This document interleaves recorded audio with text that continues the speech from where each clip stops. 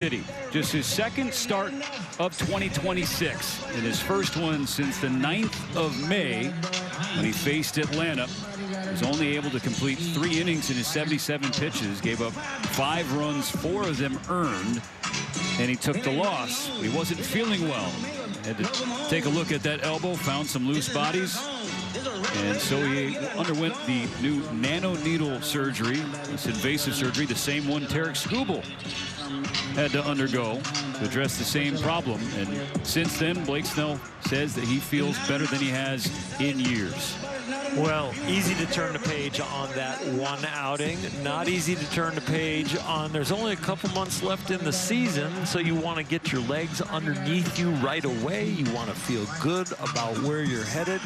And you want to be Blake Snell by, let's say, the middle of September. So tonight, try and make the first step forward. StatCast 3D is powered by Google Cloud. This is what Snell threw last year in 2025. Fastball is going to set up the 2 really good off-speed pitches. And tonight, we'll be watching the curveball, especially to see if it's sharp, because these Kansas City Royals have been very good against that number 2, and the changeup. See if he's got the feel, because the velo has been there during the rehab, and he says and reports every time the arm feels great.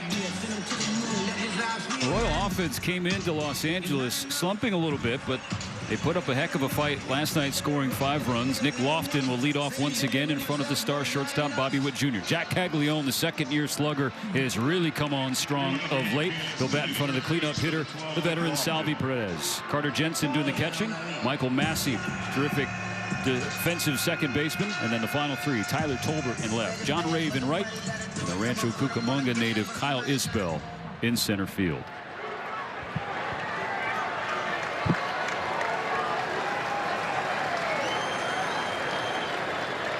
So here we go. First pitch from Snell, called to strike, and we already got an ABS challenge powered by T-Mobile. 1 pitch, 1 challenge, and it is a good challenge for Lofton. Ball. Royals have 2 challenges remaining. Lofton had a big night last night, 2 for 2 with a double, a walk, was hit by a pitch and scored a run. That one's in the zone. Fastball at 96. How good is Lofton's eye right now? Better by an inch.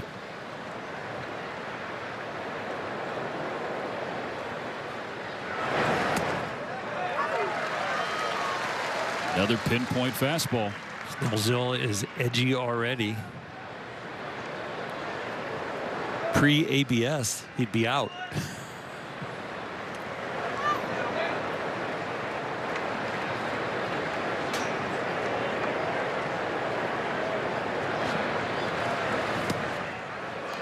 No bite on the curve, check swing, but Lofton held up. Snell's last time on a mound was a week ago, August 4th, pitching for the Comets in AAA. 3 2/3, 3 runs on 5 hits, including a couple of homers, 4 walks and 3 strikeouts. Full count.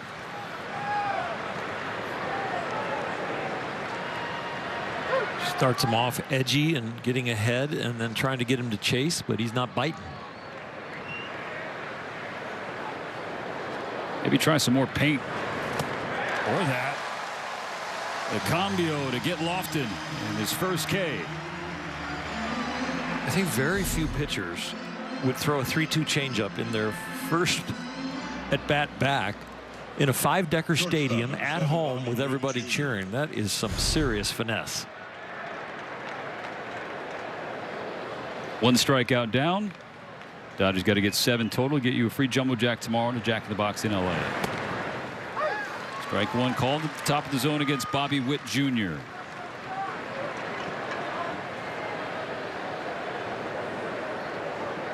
Witt 0 for 3 last night. Walked and scored. Struck out twice and made some more dazzling defensive plays. Really impacted the game. He's got an 8-game on-base streak, even though he did not get a hit. He's fun to watch play defense. He's fun to watch hit. He's fun to watch run the bases. Pretty much a must-see player. Snell sits him down on 3 pitches, pumps it by him at 98. He was averaging around 96 on rehab, and I really didn't want to look at velocity tonight. I really wanted to look at location. But throwing a 3-2 changeup to get the first hitter, and now blown by the fastball by Witt. Outstanding beginning. Now faces Jack Caglione. Starts him off with the hard stuff. Caglione really drove the Royal offense last night, going 2 for 4 with a home run. Drove in 3 of the 5 runs scored for Kansas City.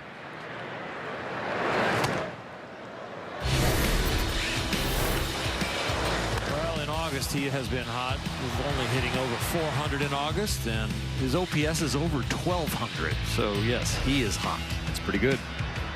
9-game hit streak to open the month. Snell trying to snap it.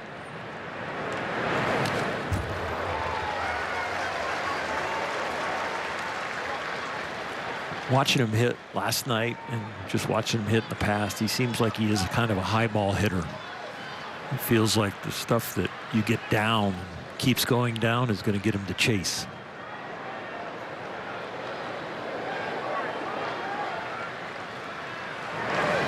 Snellzilla strikes out the side in his return to the bump. One with soft stuff, one with the heater, and one with the breaker to finish up. 3 up, 3 down, 3 Ks. Yeah! The Dodgers starting lineup presented by your SoCal Helpful Honda dealers looks a little bit different tonight because it's not a lefty starting, it's a righty, Michael Wacha. Ohtani and Freddie Freeman, the 1-2 punch. Andy Pajes bats third and center. Kyle Tucker elevated to the cleanup spot on a recent run. Max Muncy to follow, then Mookie Betts at short. Tommy Edman at second, Alex Call getting the start in left, and Ben Rortvedt behind the dish. And the 2-time All-Star Michael Wacha. First pitch, sky high in the air, left center field. 1 pitch, 1 out. Well, Monday night was a big night, a productive night for Freddie Freeman. 3 for 4, drove in a couple, including the game-winning ribby.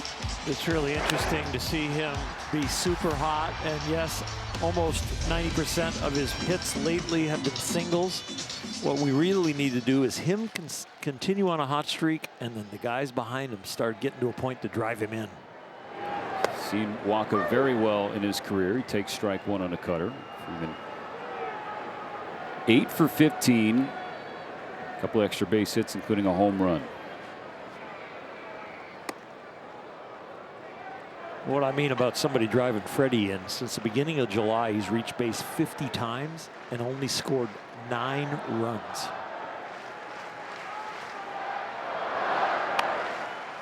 Sprays strike 2. Over the course of the whole season, big leaguers, when you reach base, score about 37% of the time. Freddie's only scoring at an 18% clip. Can't check his swing. Freddie's not going to argue. A couple quick outs for Wacha here in the bottom of the first. Walker's going to change speeds, and he's going to want you to hit the ball lightly early in the count. He goes deep into games. He's a veteran that's very savvy, understands he doesn't have an electric fastball, so he's going to move the ball around and change speeds and look for weak contact. On the ground, and it eats up Witt getting into left field. Andy Pajes aboard with 2 out. I think Andy might have broken his bat on this, but got enough wood on it that it got it through Witt. And that is normally a play that he makes. The spectacular he can make look routine. You would think that this would be that one, but got the glove up a little too high as he tried to time it. On for Kyle Tucker.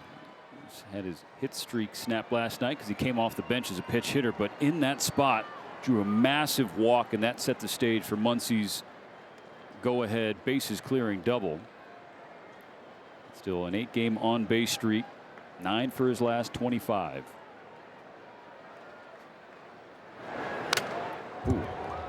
one fouled off the mask of Carter Jensen. That at bat last night by Tucker, and taking the walk and passing the baton really shows a lot about where his abilities are right now, that he's starting to reach his potential, his peak of why the Dodgers signed him. Pulls it on the ground to the right side, handled by Massey. And that ends the inning. So a 2-out single stranded after one full, nothing on the scoreboard.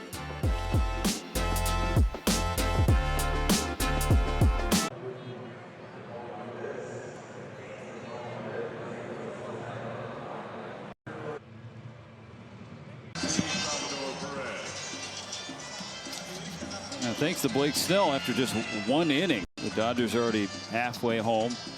The Jumbo Jacks tomorrow. Jack Math, 3 down, 4 away from 7. A free burger after a large drink. It's the first time in Blake Snell's Dodger career that he struck out the side in an inning. 1, 2, 3. We're not fibbing like, hey, back-to-back Ks, and you walk a guy and then you strike out the next. I don't like when, I think that's stretching the strike out the side. But yes. Salvador Perez on the button, but right to Andy Pages. First out of the second inning.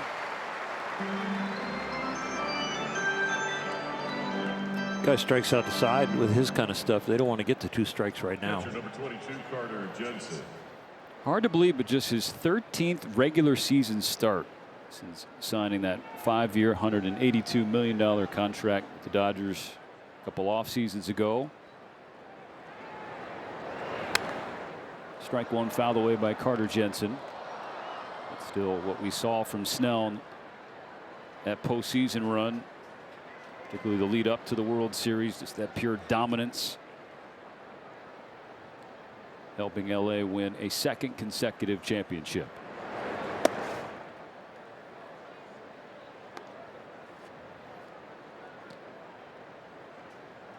He really has proven that he has the pulse for big games.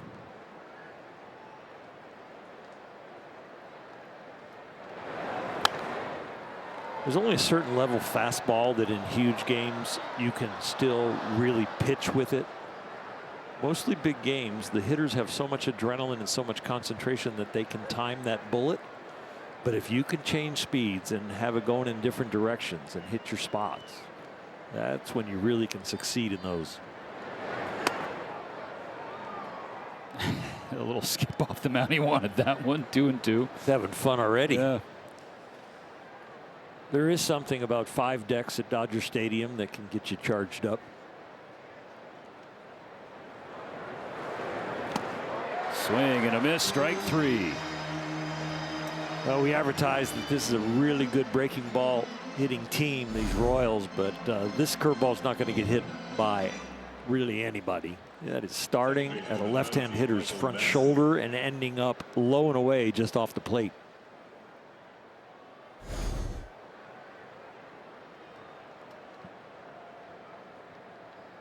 Two outs, bases empty, no score in the top of the second. Michael Massey pops up the first pitch. Betts gets out of the way for Pages. 6 up, 6 down against Blake Snell.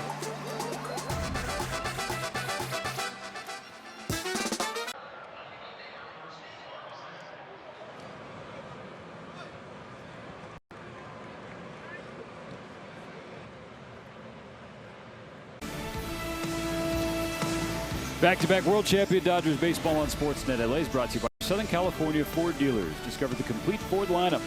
Rugged, stylish, and powerful trucks and SUVs engineered for your adventures.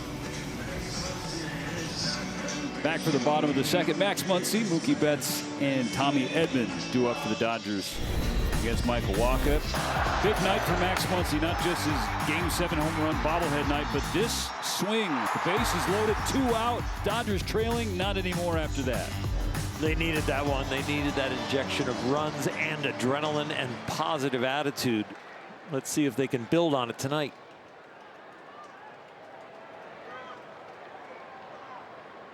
Michael Wacha needed just 8 pitches in the first inning. The Dodgers swung at 6 of them, so very aggressive against the 35-year-old right-hander.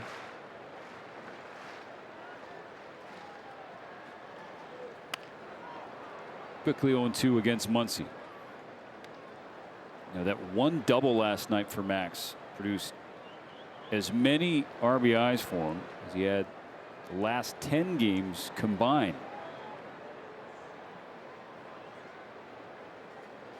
Walker's 0-2. Oh, look out, Mookie in the on deck circle. Betts staring back at Max like, what are you doing, bro?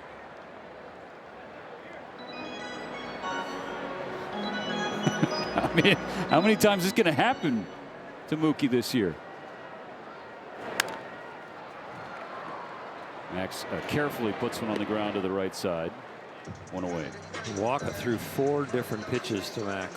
Slow curveball, cutter in, 2-seamer in, and then ends up with the ground out on changeup. Walker, you are not going to be able to establish any kind of pattern with this guy.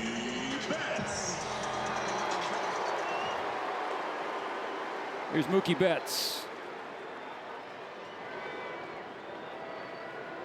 Mookie doubled last night, 1-for-4 effort. This one smacked to left field, carrying back toward the wall. It's gone!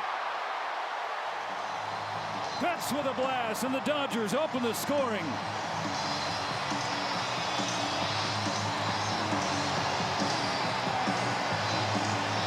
Bulldog, that had that sweet sound that we've been waiting for. Number 50. It really did. You know, when I think about him, maybe I'm just a singles hitter now, maybe gap to gap and not hitting for power. That really different mode where he goes, I still can launch the ball. And he goes right down the line.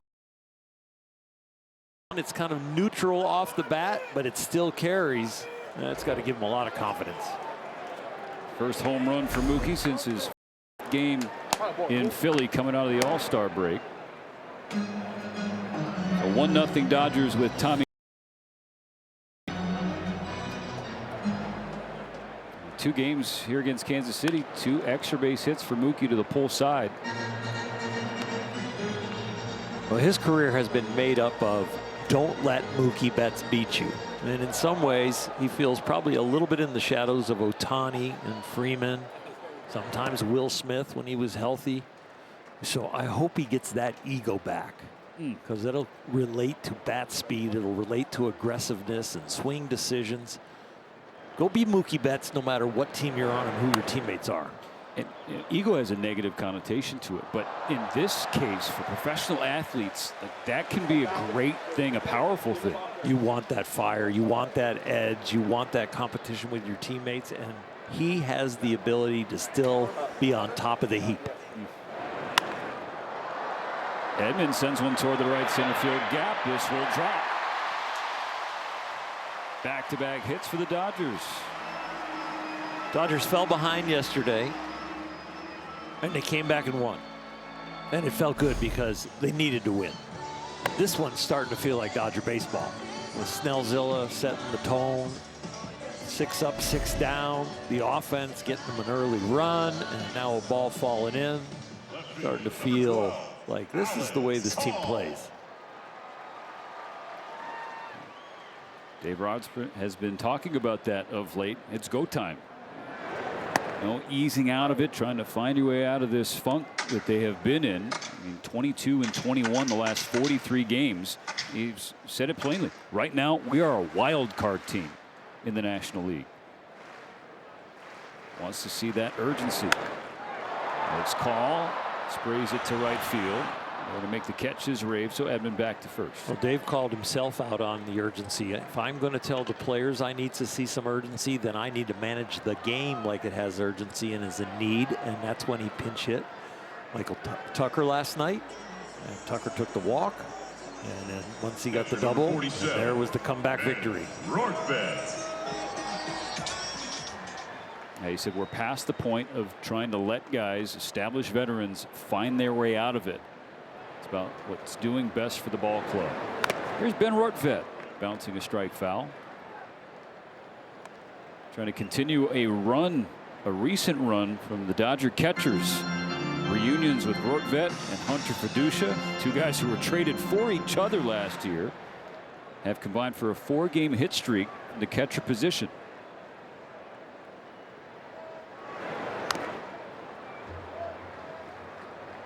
You just don't want the cold to turn into the flu. You know, you don't want the feeling of, you know, oh, don't worry about it. It's just a runny nose. Okay, that's a 1 or 2 losses in a row. But you go through a stretch like the Dodgers did before the win last night, and you're starting to go, oh, I'm kind of bedridden. On 0-2, Walker misses low.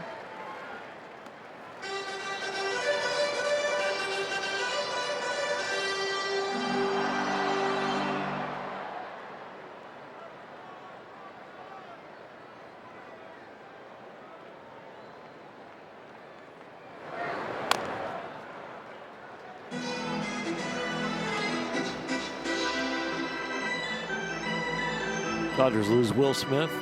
They lose Dalton Rushing. With this catching crew, Fiducia and this young man are on a little hot streak right now. They're hitting 400 over the last 4 games. Ball and 2 strikes. Walker again.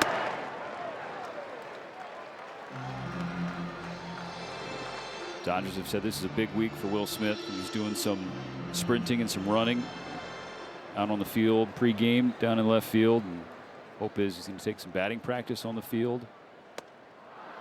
Orkved down on strikes, ending the 2nd inning. But Mookie Betts with his 14th home run of the year, first since July 20th, as the Dodgers on top early.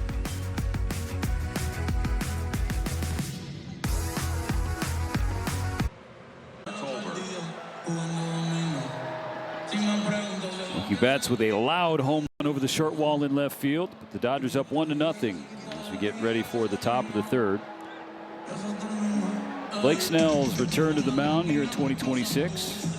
And 6 up, 6 down with 4 strikeouts. So far, a lot of the hard stuff. Yeah, the fastball is lighting it up. I'm glad to see that command. It was something Skubal didn't have last night, and it actually admitted to some nerves for his first home start in a Dodger uniform. Blake not showing any nerves at all.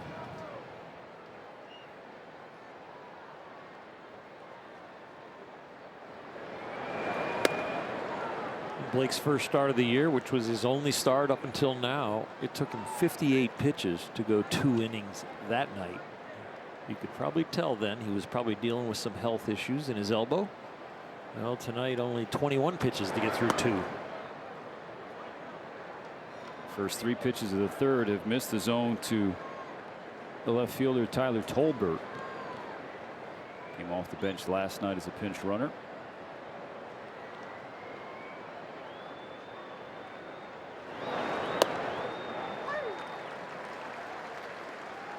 .30 changeup makes me smile. That's just video game stuff.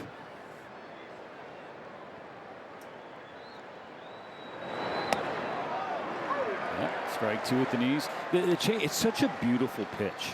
Like, I know we're so infatuated, especially these days, with the fastballs that light up the radar gun, and understandably so, or the frisbee breaking balls, the sorcery that these guys have, their ability to spin the baseball. But that good change, something different.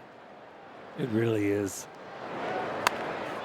On the line to Muncy for the first out.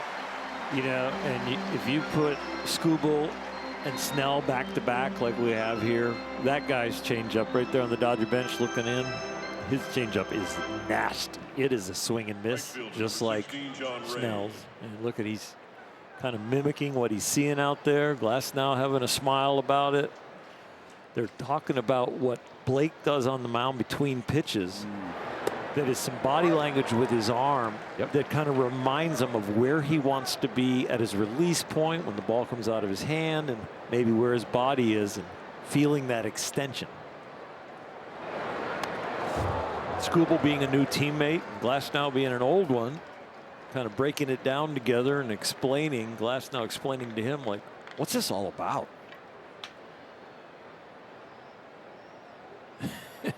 Love it. You wish you were down there right now, right? Nerding out about pitching a little bit. Yeah. I mean, when Blake and I are waiting for a bus, or Tyler and I are waiting for a bus before on the road, or hanging out in the lobby with our, you know, getting your room keys, it's always fun to get into pitching right away. Ball and 2 strikes on John Rave in the 8th spot of the order.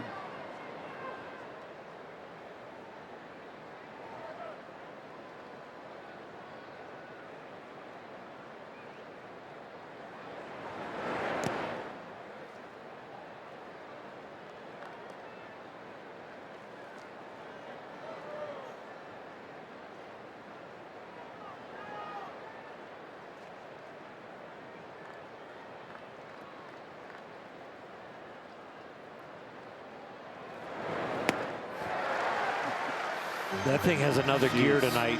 That curveball is breaking and then breaking again, and it's almost like it's got two different angles, the beginning angle and then the finish. Blake Snell, in one of his many conversations with their friend David Vassay, was detailing how last year there was some numbness in some of his fingers in the left hand. And once he had this nanoneedle surgery done to remove the loose bodies, now he's got feeling back there. And so that pitch specifically, the curveball, now he's got better feel for his hand, let alone the baseball, is probably going to be the biggest thing to benefit. And we've seen that where guys will have bones removed up near their shoulder to increase the circulation because they get blood clots and less circulation down their arm from pitching. And it's really interesting to hear about the nerves waking up for him from this surgery. I've heard about it from the shoulder surgery a lot. I haven't heard about it much from the elbow surgery, especially this new one.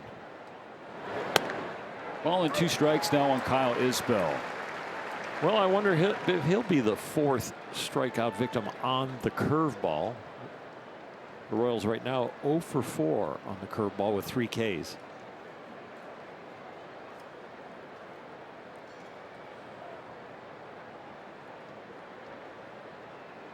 Isbell hit a big home run last night to tie the game. Paint, just pure paint. 9 up, 9 down, 6 Ks for Snell.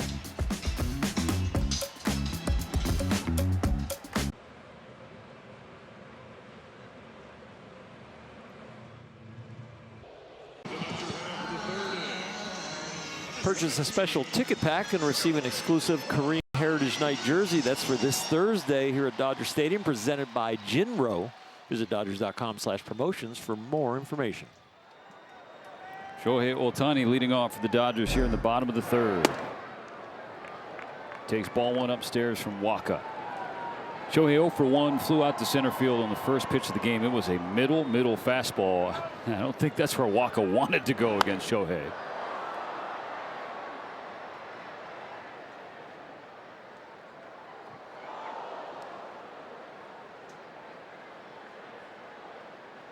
All over that changeup right there, just a little bit under it.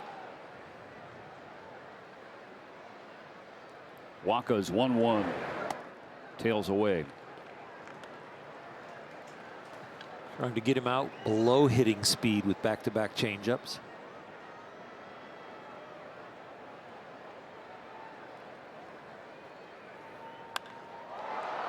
That's going to hook foul on the right side, 2-2. 2 hits last night for Show. A double. He drove in a run. He scored twice himself. Here comes the 2-2. We'll do it again.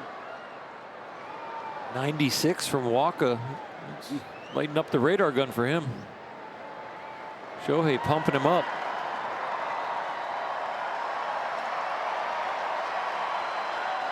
Filling up the strike zone so far.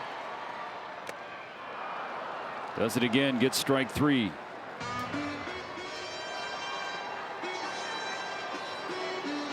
Three off-speed pitches in a row and then back-to-back fastballs to beat him to the spot.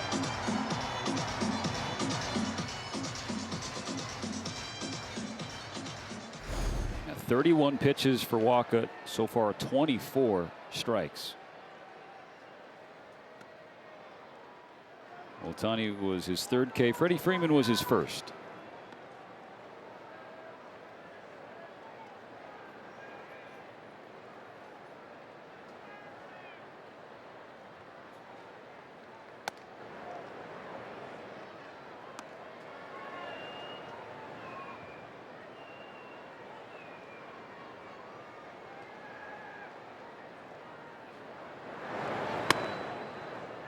That's inside. Advantage Freeman, 2-1.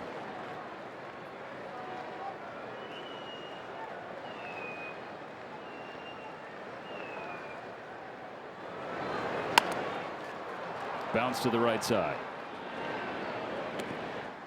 2 gone.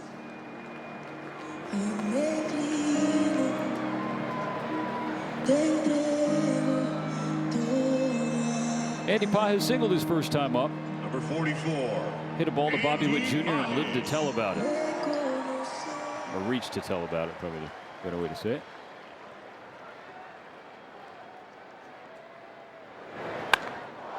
This one's in the air to center field. Isbell drifting back toward the warning track. It's a 3-up, 3-down inning for the Dodgers in the third. They still lead 1-0.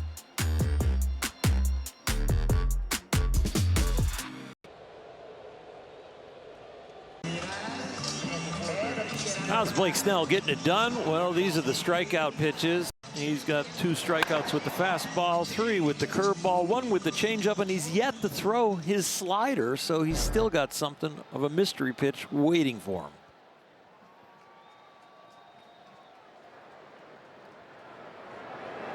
Top of the order, Nick Lofton.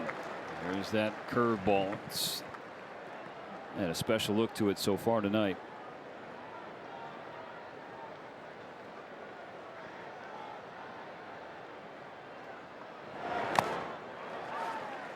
There's the slider.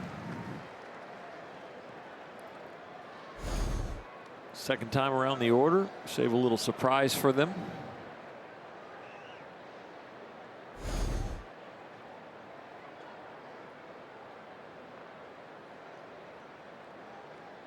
The changeup recorded Lofton's first strikeout.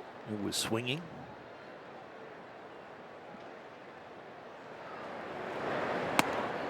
Yeah.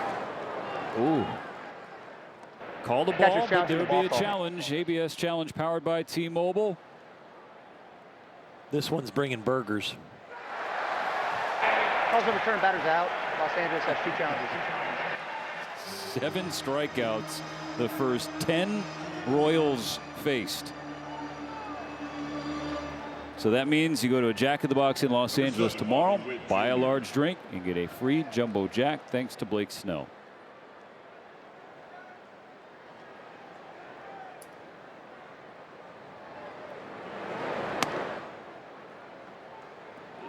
You could challenge that one if you want. They do not. Had they, it would have been a strike. Instead, they'll live with ball 1.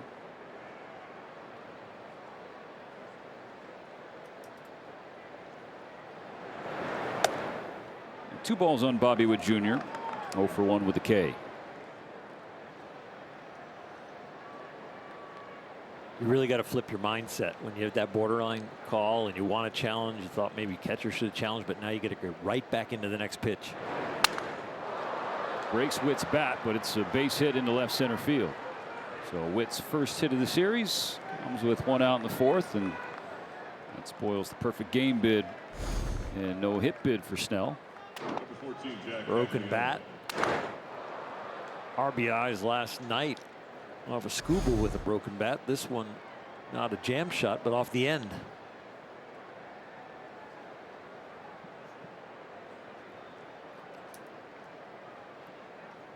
1-0 Dodgers. Mookie Betts with a solo home run back in the 2nd inning. 1-on-1 out for Kansas City. Jack Caglione grounds it to the right side. Edman with a dive, but he can't get it. Witt's going to easily cruise into 3rd. Back-to-back singles have the Royals working here in the 4th.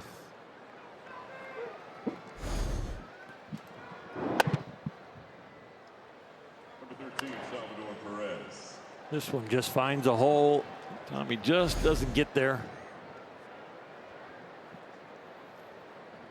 In some ways, this is a good jam to be in. I know it's 1-0, but you want all the facets of the game to kind of attack you as quick as possible as you're coming back from injury. Check boxes. Strike 1 fouled away by Perez.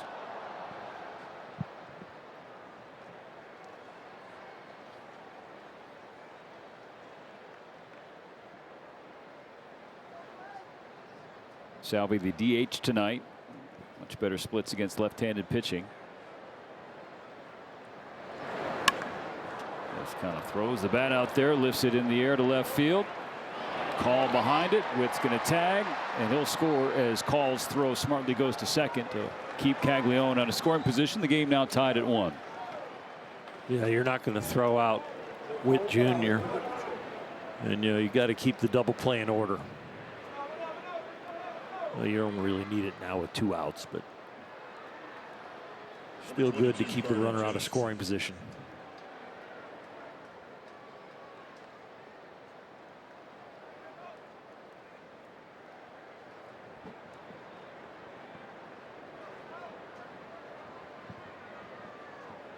New ball game as Carter Jensen digs in. And tap to eventually place Salvi behind the plate. Kind of already doing so, as with the amount of work he has done in his decade and a half behind the dish, and maybe catches 2 out of 5. 3 catchers on the roster between Salvi, Jensen, and Luke Maile. Well, the Royals really think this core of players, when healthy and get a little bit more pitching for them, can compete. So we're trying to bring those guys along. Caglione running for second. Workvet's throw late. It was on the spot right at Mookie Betts' glove leading into a tag, but Caglione already there. When you see a quick release from the catcher and an accurate throw, pretty much that is stolen off the pitcher.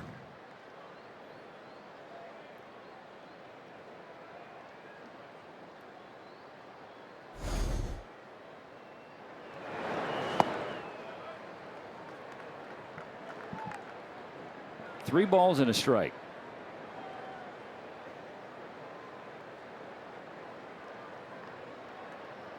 Left-hander at the plate, left-hander on deck. Throw the out pitch with a man in scoring position. Don't worry about the walk.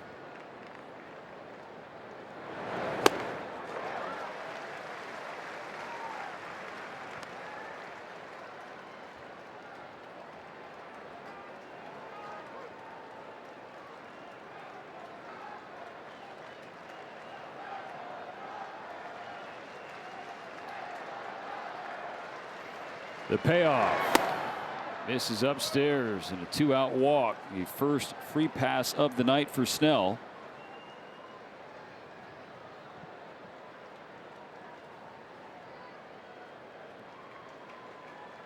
Number 19, Michael Massey. It's one of those semi-intentional, intentional walks. And you're not trying to walk them, but you're definitely pitching like the count's 0-2, not 3-2. With a base open and a man in scoring position. 2 on, 2 out, tied at 1. Massey swings through a strike.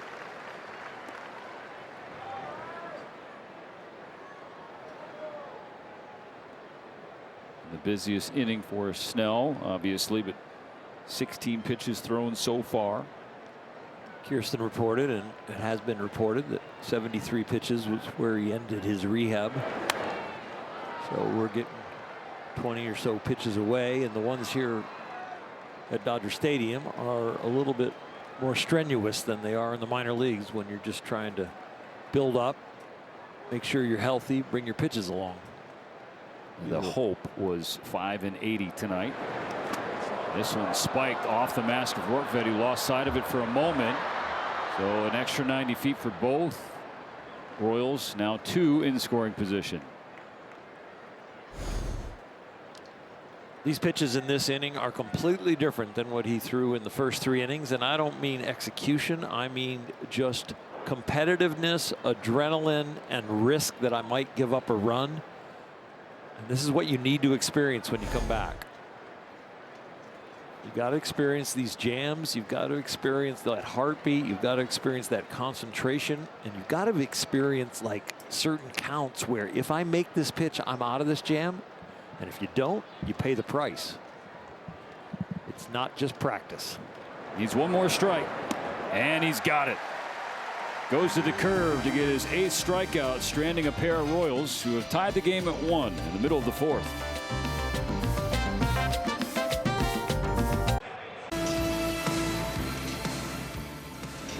Back-to-back world champion Dodgers baseball on Sportsnet LA is brought to you by your Southern California Lexus dealer, who invites you to test drive a Lexus today.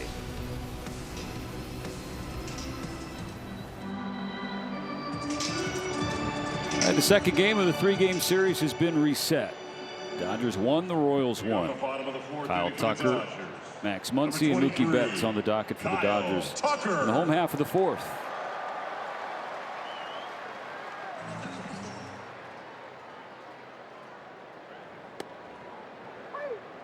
Curve drops onto the corner for Michael Wacha. Tucker 0 for 1, grounded out to second base.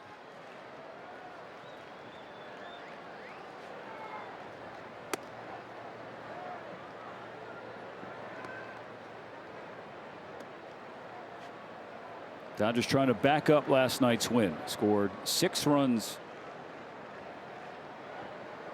in that series opening win. It's been a rare sight for the offense. They only scored 7 in 3 games in Arizona. So 6 and 10 hits is a sight for sore eyes last night. Look out. Tucker has to dance out of the way of ball 2. Now the count even. And just like in Arizona, here in LA, getting 1 win is nice to sort of clot the bleeding for a moment, but now it's trying to back it up and stack it, get a series win. 2-2 to Tucker. Flip to the left side. That's going to slice into the net.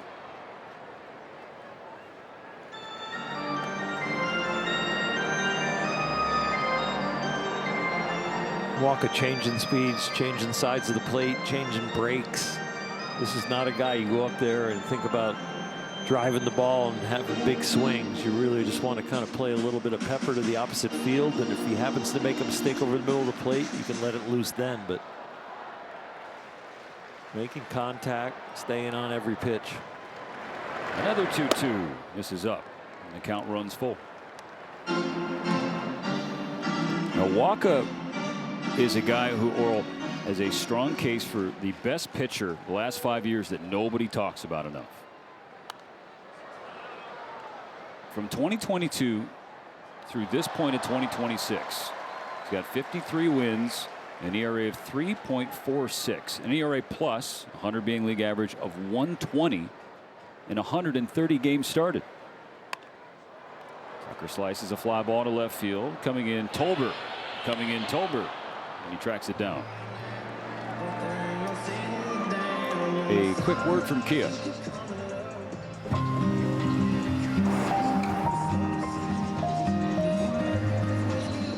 Tell me more, Steven. No, just that ERA is 10th best in baseball, and you look at the ERA plus, again park adjusted, for the number of pitchers who has made as many starts as Wacha in the last 5 seasons. Have a number that high. The other names are all Cy Young Award candidates. But because Wacha does it a little differently, as you've been detailing throughout the night, pitching in Kansas City. Well, the last couple of years he's been doing it differently because he did throw harder earlier in his career.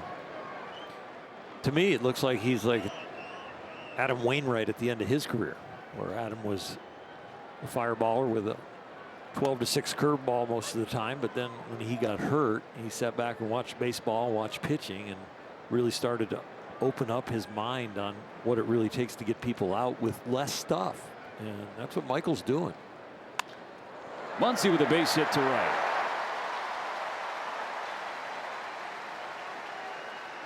Max got more of that base hit than he got of the double last night, but he'll take it.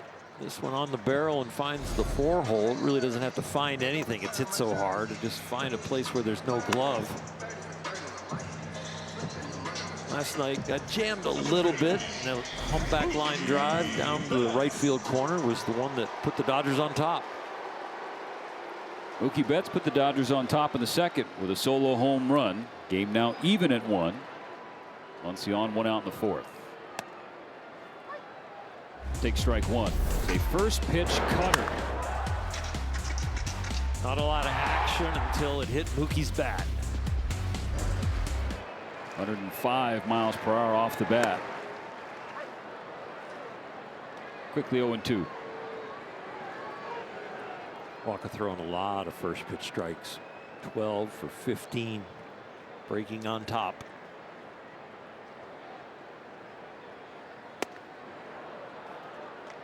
Mentioned earlier how it's nice to see Mookie with some pull side power, a couple extra base hits both to the left side, and that kind of clashes with the conventional thought that you hear often, including from Dave Roberts, about guys like Shohei using the big part of the field. Betts in the air to left field, a little bit too far underneath this one. This will be the second out of the fourth inning. Like, well, wait. This is the best thing is use a big part of the field, go the other way. Not for every hitter. Yes, for Ohtani, Teoscar Hernandez, when they're going to the opposite field, that's when their swing is at their best. For Mookie Betts, it's different. It definitely is different. His flight pattern is to get the ball in the air to left field. Don't roll over it, hit it on the ground to the left side. And then you can just take that flight pattern and just start working it around the field. And really, his flight pattern gets lower the more you go up the middle and the more you go to right field. Edman pops into the air, third base side, playable for Lofton, makes the call and the catch. So Muncy left the board, tied at 1 going to the 5th.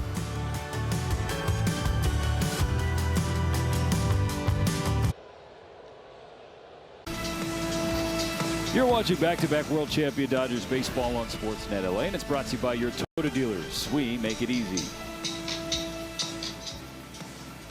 1-1 game starting the 5th. It's expected to be the last inning for Blake Snell. His return to the mound. First outing since May 7th, just the second start of the year. Strike one at the top of the zone on Tolbert. Fastball accuracy tonight has been outstanding. The breaking ball has an extra gear. The changeup, he has a feel for it. Little duck snort out in the shallow right field, and some more batted ball luck for Kansas City. Tucker guns it to second. The tag, not in time. You look at the last inning when Kansas City scored its first run, Oral.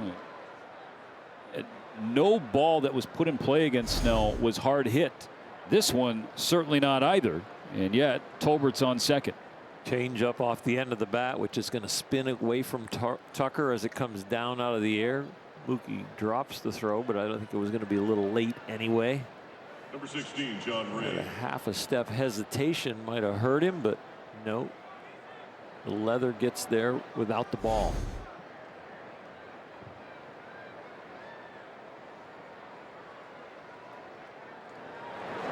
Rave shows bunt, pulls back just in time as the fastball is upstairs.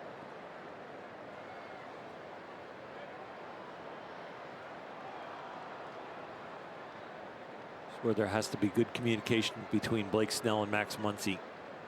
They're pretty much the only two on the left side that can pick up the bunt. Warner's ready to crash, but Rave keeps the bat on the shoulder. Ball 2 inside. With a right-hander on the mound, Muncy can be a little bit more aggressive because you fall off to the first base side, but with a left-hander on the mound and falling off to the third base side, he's going to get a good jump if there would happen to be a bunt over there, and Max is going to need to stay at home to get the out at third.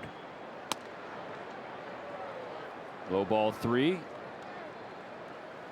Snell kind of gestured about a challenge. It was a good thing that it didn't. And Brian Walsh did not take that as an official ask for a challenge because it wasn't the top of the head. It was down.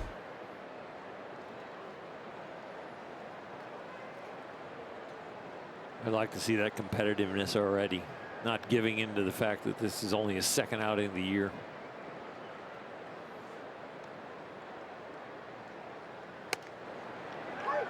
It's in there for a strike. It was 10 up, 10 down to start. 4 of the last 6 have reached safely for Kansas City. Tolbert running for third. The throw and tag are both late. Let's see, hole in the glove there just in case. Tolbert picked a really good pitch to run on because 3-1. Blake wanting to get back in the zone, and he just lets him go early. One look, as soon as the head started to turn from the lefty, he was off. That was a huge jump. Infield comes in a little bit for the Dodgers, and Snell gets another strikeout. bloop double and a stolen base, and now the K. He's trying to work his way out of this jam that baseball probabilities put him into it.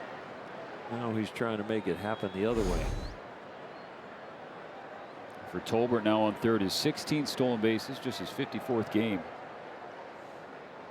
On the 9th spot, Kyle Isbell has been a thorn for the Dodgers the last couple of years.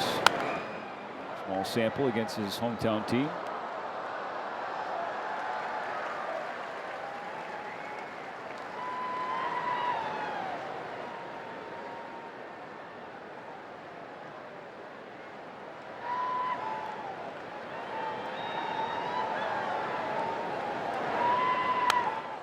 Oh, 2.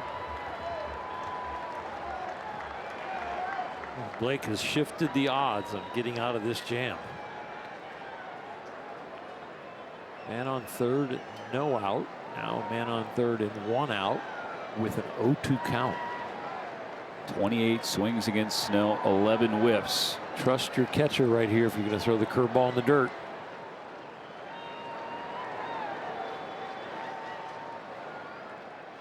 Pitch clock was about to expire.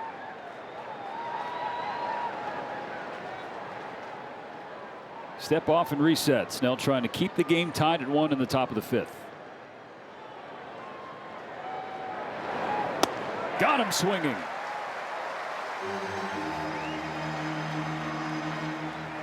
One of the best curveballs I think he's had in his life, and he sticks with the heater to beat him, pitching directly at a scouting report to a guy with a slow bat.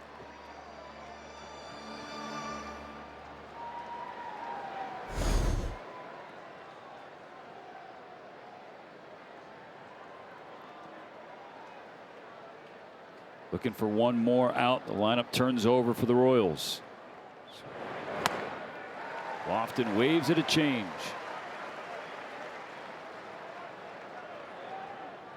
Royals leadoff man is 0 for 2. Snell has punched his ticket twice.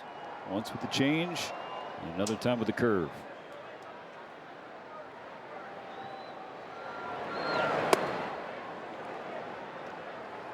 The strikeouts had piled up, and they have really piled up in this inning when they have been most effective to eliminating runs. He has 10 Ks now, and 8 are swinging.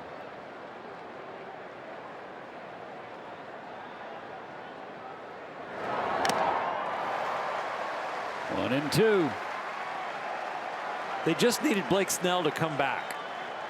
They didn't need him to be like top tier midseason form Blake Snell, but the way he's throwing, he gets out of this inning. This is a huge step forward for this Dodger rotation. Listen to the stadium. Fans can sense it. Needs one more strike.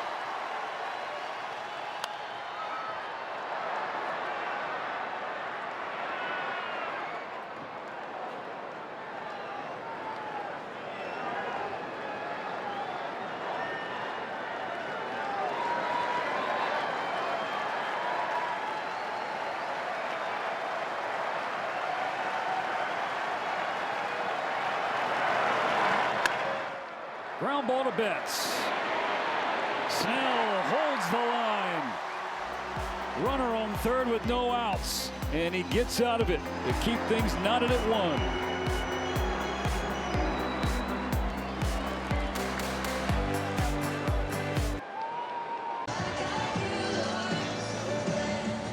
Be one of the first 40,000 fans this Friday. Take home an exclusive Clayton Kershaw bobblehead presented by Snapchat. Visit Dodgers.com/promotions for more information. Strike 1 to Alex Call, leading off the bottom of the 5th. This is after the last inning. Did not see Dave Roberts go over and give Blake Snell a hug or try to talk to him. So Blake wasn't looking for him either, so he wasn't looking for a way to get out. He went up the tunnel, walked the length of the bench, up the tunnel, came back, sat down. Dave didn't follow. On the other side, Michael Wacha has been equally as impressive for Kansas City. Totally different pitcher from Snell, but it's a solo home run allowed to Mookie Betts.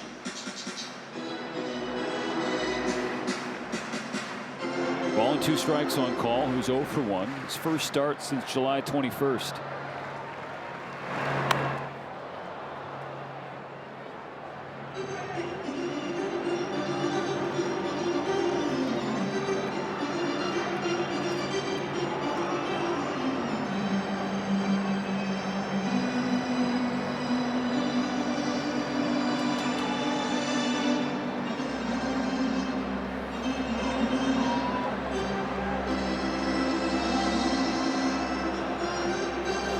Getting a little of the Manny Mota stick. That stick them there, they rub on the bat. Can't let the pitchers touch that. Does he get royalties? I don't know. Maybe he didn't patent it. He's been around the ballpark the last couple nights. Maybe he's here tomorrow. I'll ask him.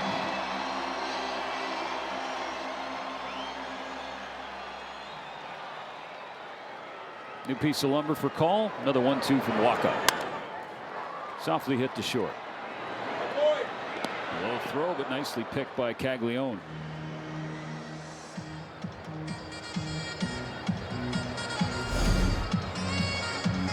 Alex Call busting it out of the box. Bobby Witt Jr. maybe forgetting who's hustling over there. It's a small thing, and that's a play that's not going to make any highlight cut of this game at the end of it, but it underscores for the young player out there, you know, what a hard 90 feet can do. You force the other team have to make a play, and even as good as Bobby Witt Jr. is, back-to-back Gold Gloves at short. If the fielding percentages in your league are below 90%, you need to run everything out hard. At the big league level, they run it out hard, or they at least stride it out depending on what the health of their legs are. You're never supposed to dog it, but in the amateur ball, boy, you run everything out because the fielding percentages are so much lower than what you're watching on TV. 2 batters into the 5th, 2 broken bats for Waka. Game tied at 1. Dodgers trying to clinch the series, Royals trying to even the series. A battle of first place against last place.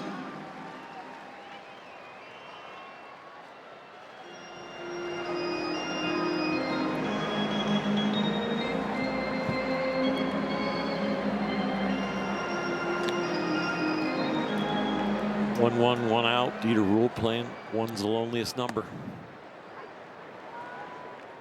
So good. He is the best.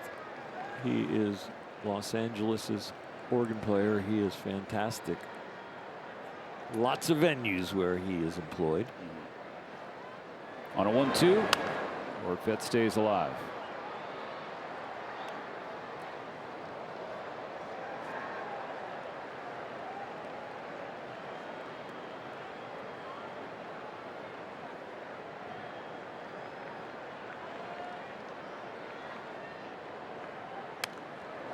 And another fouled away.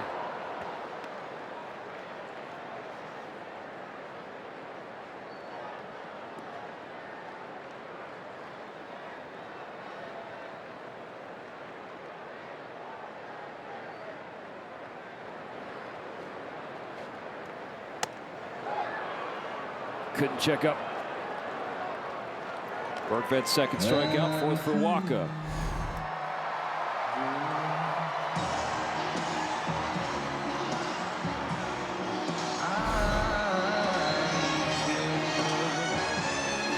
Designated hitter, Ohtani. Ohtani hitless so far tonight, 0 for 2 with a K. Grounds it to first. Scooped up by Caglione. The Dodgers go down 1-2-3 in the 5th. No change in the score. 1-1.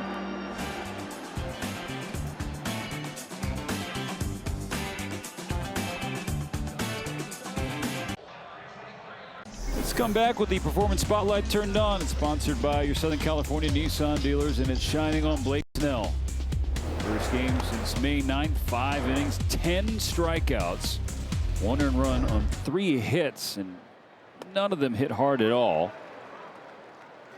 You expect to see the velocity because of the rehab, healthy and adrenaline in the big stadium. You wouldn't expect to see the pinpoint control and the great finesse with the 2 breaking balls. The curveball, the changeup, and then the slider also has been solid. And more than anything, perhaps, Bulldog, you can highlight the efficiency as you watch Alex Vesia start to get hot in the bullpen. I mean, 5 innings and 80 pitches was the hope for Blake Snell, and 5 innings came before 80 pitches. Still just 73 with the count 0-2 on Bobby Witt.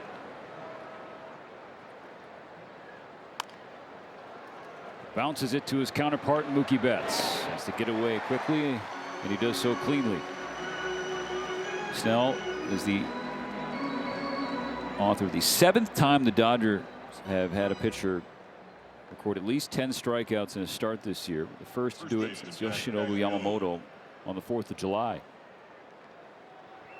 Most of the strikeouts have been on the fastball and the curveball, and those 2 pitches have gotten the Royals at a 1-for-14 clip. Drops in a curve. Jump ahead of Caglione. If you go up, go way up. Pitch him down.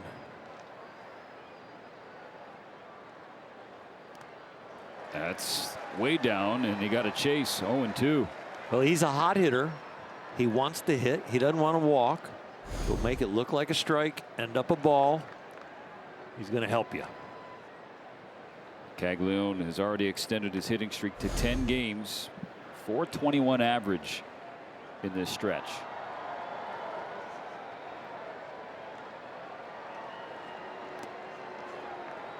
Snell tried to go back to the well.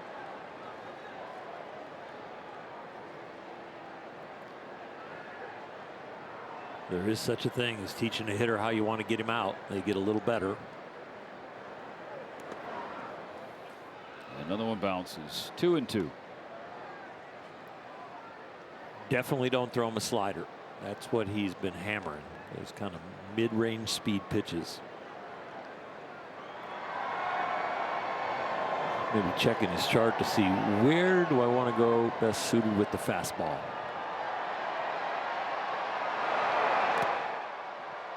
Change up. And the count is now full.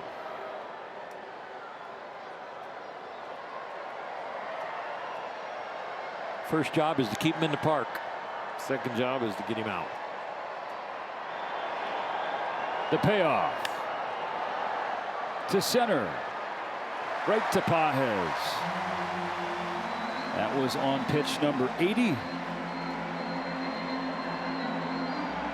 Dave Roberts not moving. He has not taken his seatbelt off.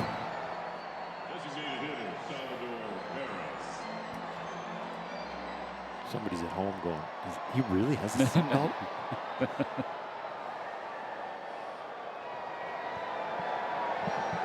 Salvi standing in his way. Starts him off with a fastball.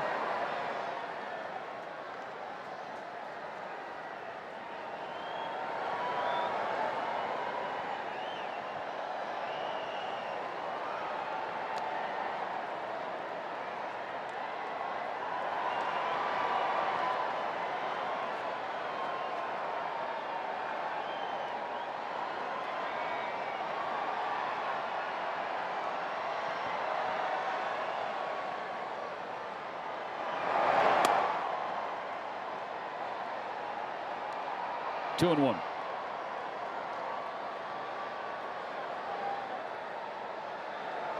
One game, 6th inning, 2 out. It feels like the 9th, though. Salvi goes fishing in a shallow center. Tommy Edman goes back to make the catch. 6 strong from Snellzilla.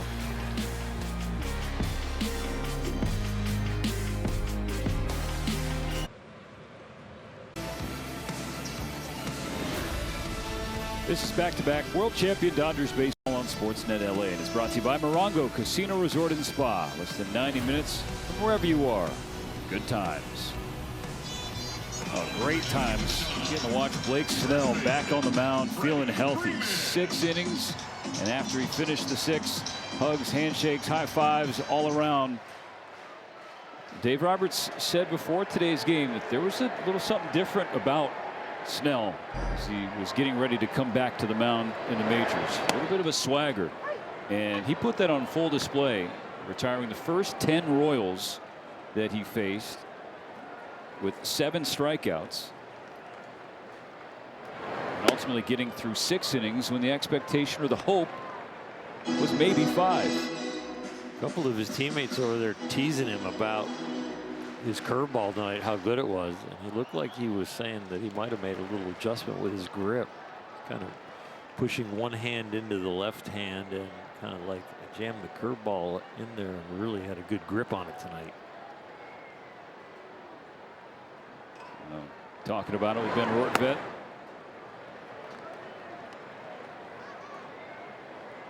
Turn behind the dish just in time for Snell's return. Remember, the Dodgers were 15-4 in Rortvedt starts last year with him catching. The 2-2 pitch to Freddie Freeman fools him. Good changeup from Wacha. Picks up his 5th K.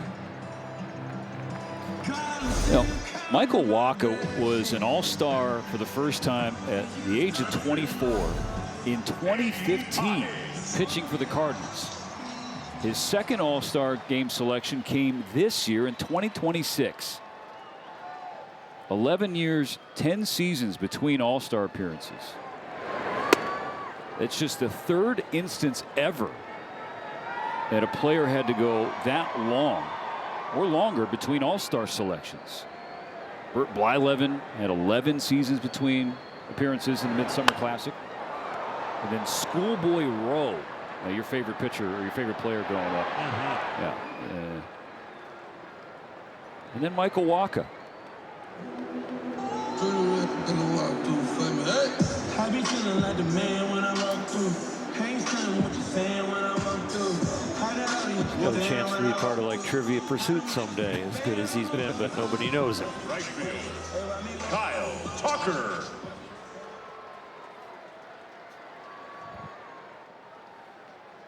Dodgers and Royals tied at 1. Kyle Tucker fouls back strike 1. 2 outs, bases empty in the home half of the 6th.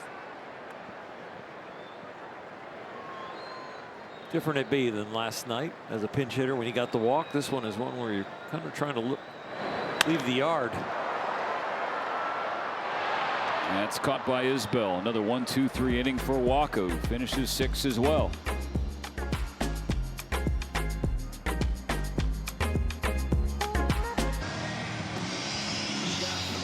One ball game here at Uniqlo Field at Dodger Stadium. Top of the 7th is on tap. Blake Snell's night is done, so now the Dodgers call to the bullpen. Brought to you by Jacoby and Myers. It's a new lefty, Alex Vesia. He has done very well in interleague play. Over 70 innings in interleague play, over 90 strikeouts. Really done well. An ERA under 2.5. So seeing a strange uniform or a uniform you see rarely has never affected him. Pitching in back-to-back games. He followed Tarek Skubal last night. Snell tonight. On Monday, Vesia needed just 8 pitches to get through 3 outs. That includes a K. They'll face Jensen, Massey, and Tolbert here in the 7th.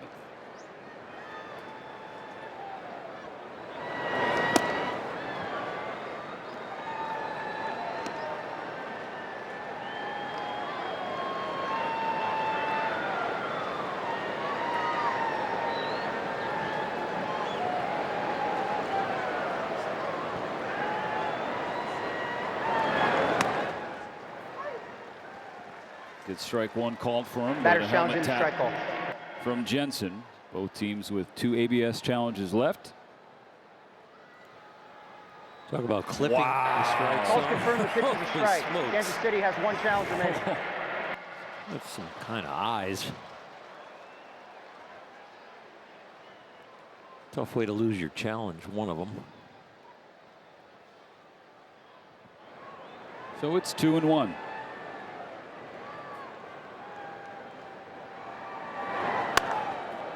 Popped him up. Betts and Edman drifting back from the infield.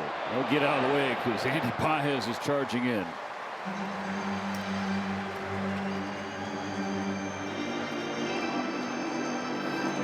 No matter when you get the first out or inning of the first batter, it feels good, but especially when you're popping out of that bullpen in a 1-1 game. And keeping traffic off the bases. That's something that Vesia has had to deal with a lot entering this homestand. You look at his last 11 appearances prior to this series beginning. 15 base runners.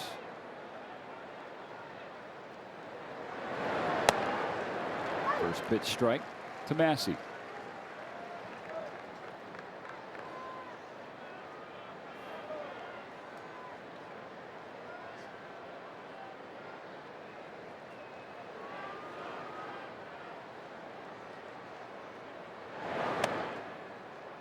Bulldog, has been your kind of night. Between the two teams, the Dodgers and Royals have just 4 hard hit baseballs tonight. 95 plus off the bat. The Dodgers have 3. The Royals just 1. It's Michael Wacha's game for sure. You're not going to strike a lot of people out, and Blake Snell can do both, strike people out and get softly hit balls. So yeah, the pitchers have won the duel as far as against the hitters, but they've tied the duel as far as against each other. On a 2-1, Massey fouls away a second strike. 93 with location and really special gyrations from Mr. Vesia. Wears his emotions on his sleeve, even though he doesn't wear sleeves. Oh, if cutoffs were allowed, yeah, I think Vest would go that route.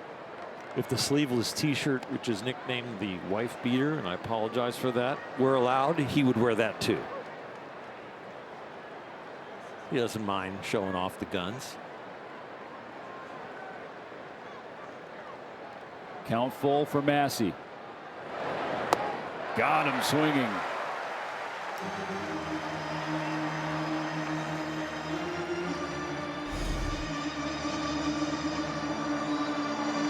Breaking ball's not exactly where he wants it.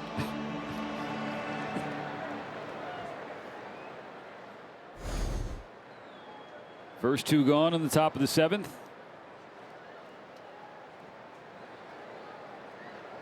In bottom half, it'll be Muncy, Betts, and Edman. First, Vesia's got to get through Tolbert. Last time up, doubled leading off the 5th.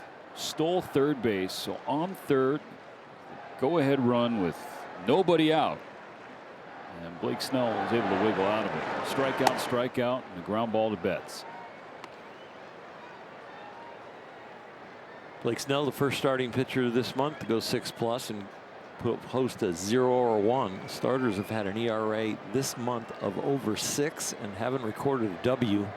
They're still not going to get the W, but the ERA came way down tonight.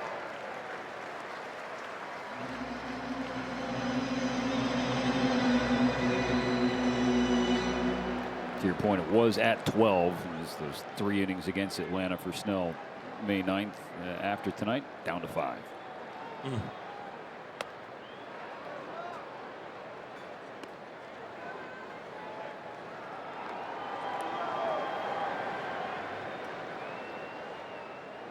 We talked about Snell's efficiency.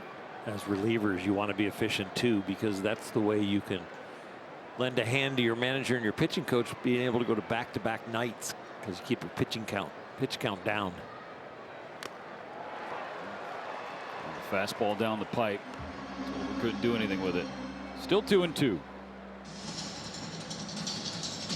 get your pitch count up above 20, you start to be a suspect for being shut down the next night. You get around 25 to 30, it's like you are probably going to get shut down the next night no matter what, unless there's an emergency. Another 2-2. Ooh, it's upstairs, ball 3, but a challenge coming from Ben Rortvedt. Dodgers have 2 to play with. This one's close. Wow. Ball's confirmed, the pitch is a ball. Los Angeles has 1 challenge remaining. Jeez. My monitor, I thought it was a strike. So the one that Carter Jensen lost leading off this inning, as much as that one got the zone, it's just the same margin this one, quote unquote, missed by. That sets up this payoff. Comfortably upstairs in a 2-out walk. Comfortably upstairs. Fastball's above 90 miles an hour, 93 that last one, and it probably missed the strike zone by 2 inches, and we're calling it comfortably. If I say on the heels of the challenge. But it just shows the eyes of the umpire, the catcher, the hitter, of how close we're talking about. These guys understand the strike zone. So the inning continues for Rave, where Tolbert can run. You're standing on the sidewalk or near a road where somebody whizzes by at 35. You're like, oh, that was close to me. Yeah. Okay, this is 95-ish.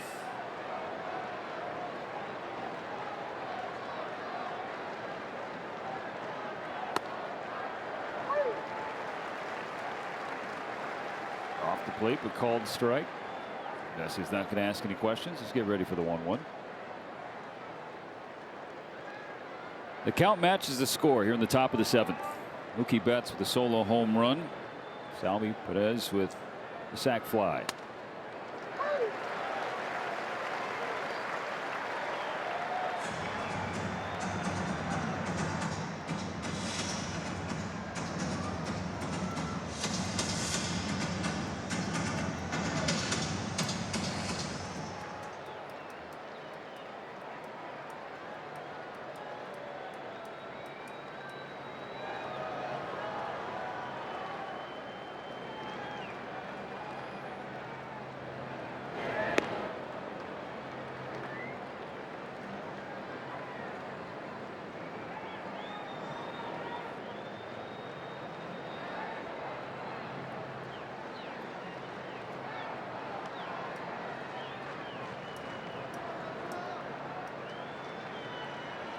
Tolbert takes off. Fly to left center. Pages over. Makes the catch, avoids call, and that's the inning. Time for the 7th inning stretch. Brought to you by Sit and Sleep, SoCal's most trusted mattress store. Till tied at 1.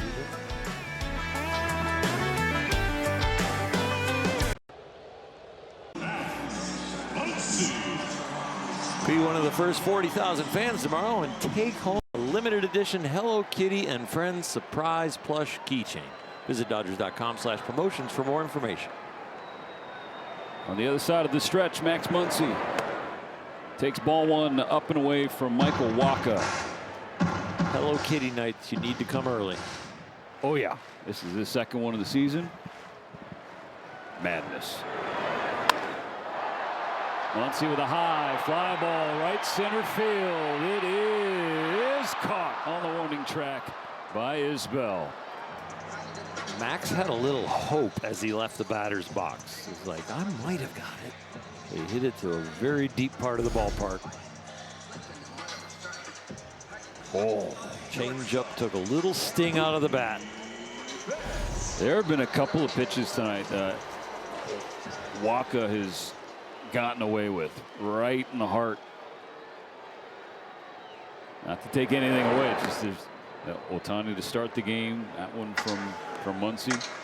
If you're going to grade what you're trying to do with a pitch, location pretty much near the top, but he was using the other 2, which is changing speeds and a little bit of movement.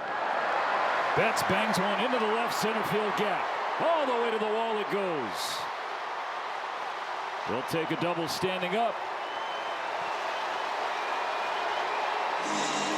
3rd extra base hit of this series for Mookie. XBH. Some top hand, some line drive, some in the air, not backspin, but just a little bit of top spin to get it and make a double.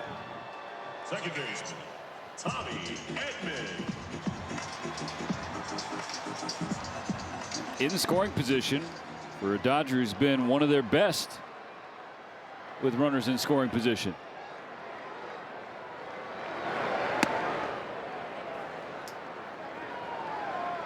It is a rare place tonight for the Dodgers to be standing on second base. It is their first runner in scoring position.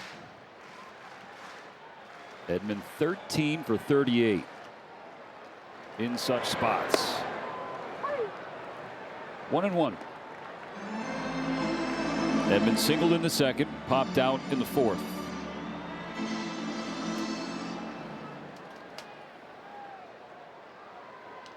Last night in the seventh, the game was tied. And the Dodgers took the lead in the seventh. Trying to do it again. Walker using a little chin music to set up this next pitch. Probably going to be something soft away. Unless he goes next level and doubles up firm in.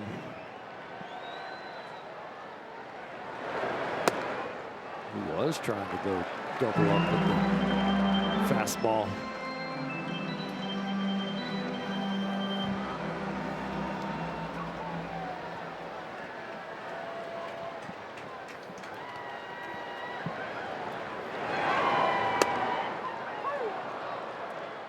Strike two called at the top of the zone, and Edmonds going to throw out a challenge. The Dodgers and Royals both have just one left.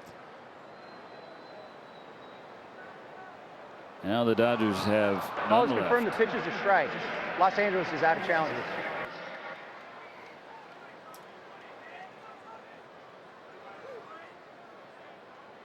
Fastball up by your neck, fastball that misses in, change up away for a strike. Throwing the kitchen sink at him. Walker's payoff. Edman flies it in the air, right center field, same spot as Muncy, same result as Muncy.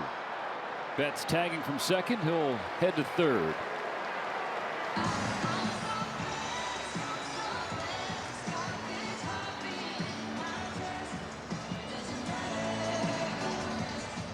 So the Dodgers will look to Alex Call. Left fielder, Alex Call.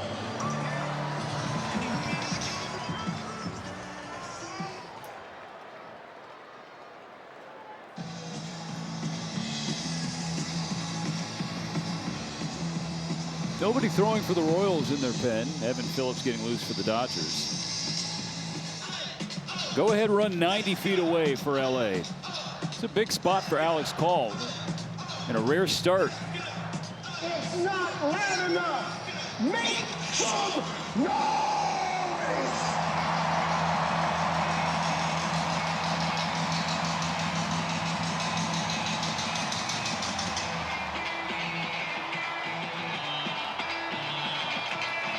Walker going deep into a ball game as he is known to do. At least 6 innings in 18 of 24 starts. Trying to finish seventh for the 10th time. Waving a miss, strike one for Call.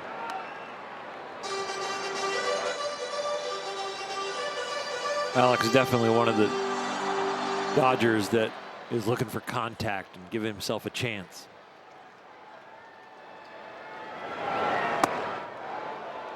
Knowledge of the strike zone and usually does not overswing once he gets 2 strikes. He's going to put the ball in play and give himself a chance to drive this run in.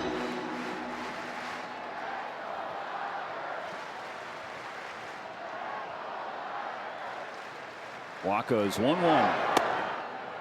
This is up and in.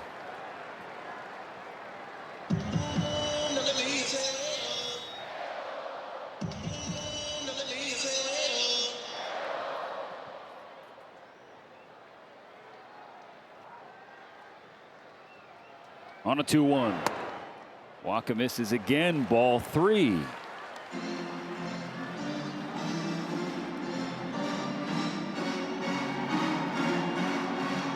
Three hard pitches inside. What's he doing here? Ben Rortvedt on deck behind him. Change drops in to fill the count.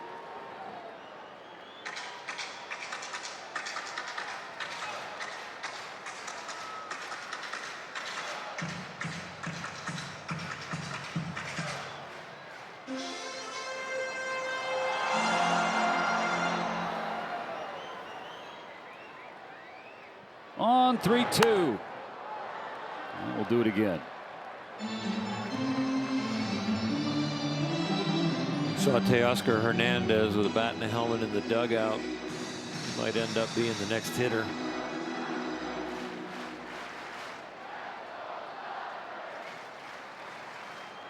Betts on third, 2 out. The payoff. Foul back.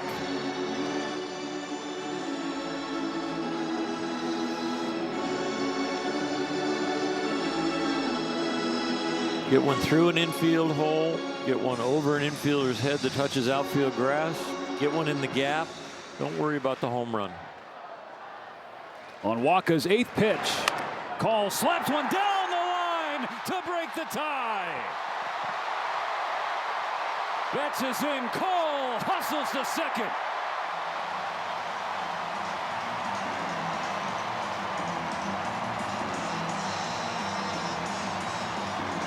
Well done, Alex Call. It's not the prettiest of hits, but it gave himself a chance and played it the go-ahead run for the Dodgers. Well done. Protecting the plate, 95 just off the corner. Slapped the barrel on it. Hasn't played a lot, but that was a big one. The emotion at the bag, the emotion out of the box. A fist pump to the sky, putting the Dodgers ahead 2-1. It's playing your role. Not going up there and saying, well, you know, if I drive this in with a gap or a home run, well, I'm going to get more playing time. I got to do this for myself. No, that was a team at bat where I'm just going to not strike out. I'm going to fight through this at bat. I'm going to have a good at bat. I'm going to put it in play. And he found a hole and became a hero for the night. And make some noise.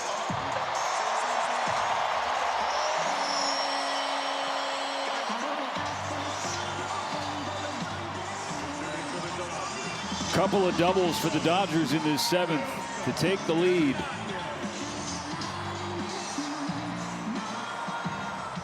See, that's 7 doubles already this series after hardly any on the last road trip.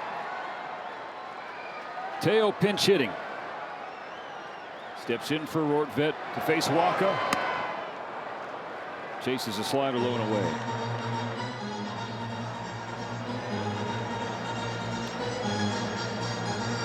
Mookie with 2 hits, the rest of the team with 4. Looking for another contributor. 1-1.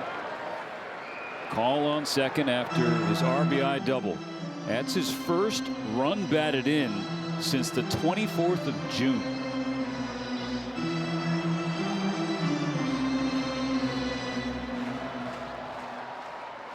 Second straight night the Dodgers break the tie in the 7th. Now trying to extend the lead. Hernandez hits it hard to left field. That'll get the job done. Cole scores. Teo's safe. 3rd double of the inning and a 3rd Dodger run.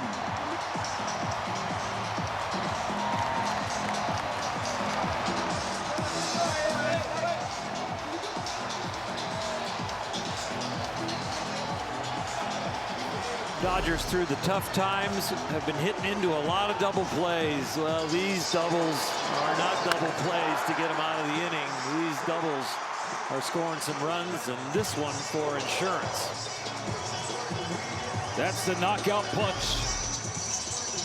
to send Walker off the mound and push the Royals into their pen. 3-1 Dodgers. Still not done with the 7th.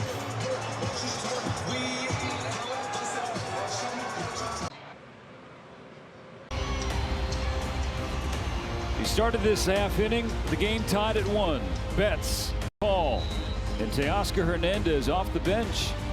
All hit doubles, and now the Dodgers lead 3-1. New pitcher for the Royals, the righty Steven Cruz to face Shohei.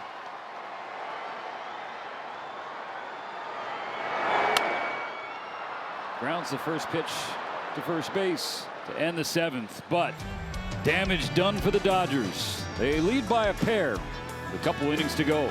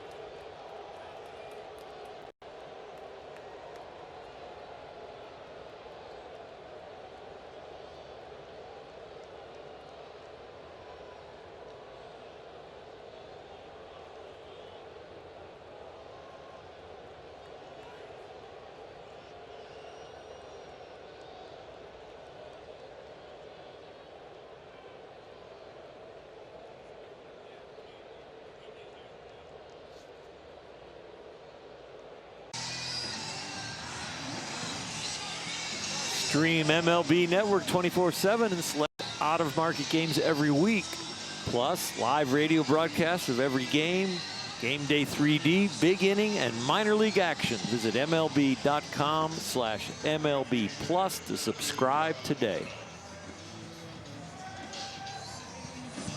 Dodgers welcome Evan Phillips to the mound for the top of the 8th, now leading Kansas City 3-1. Looking to get 6 more outs. And getting close to scary part of the order for them. It'll be Isbell and then Lofton at the top, followed by Witt and Caglione. Hunter Fiducia now catching. Teoscar Hernandez pinch hit for Ben Rortvedt. We've watched this scenario with Evan Phillips and others that are coming back from injury. We didn't see it with Snell, but guys that they have their stuff. They're looking for their range. They're looking for their location. They're looking for consistency. They're looking for consistent sharpness on their breaking stuff. And that's what Evan Phillips is trying to make another step forward here tonight.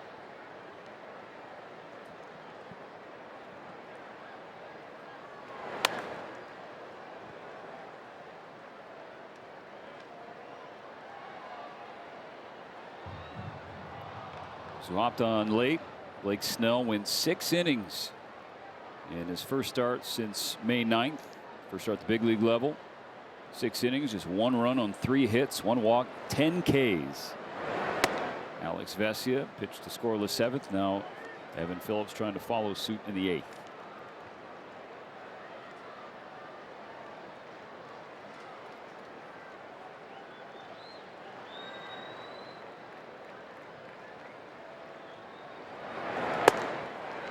That's a good start. A strikeout of Isbell.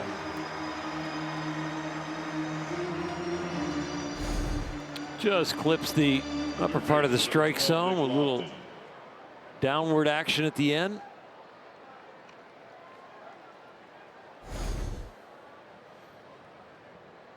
Evan and the Dodgers feel that they figured something out in recent days. They'll try and get him back on the right track. Breaks in strike 1 on Lofton.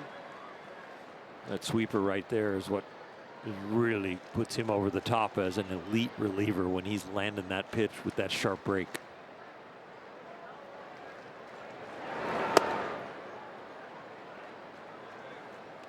Evan says you have to be in love with the pursuit of getting better.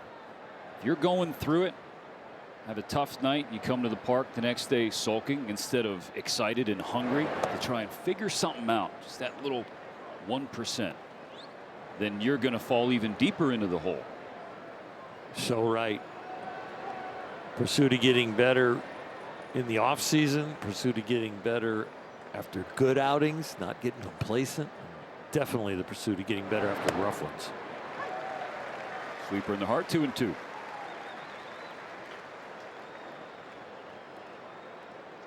It's the sharpest sweeper I've seen in the strike zone from him so far this year.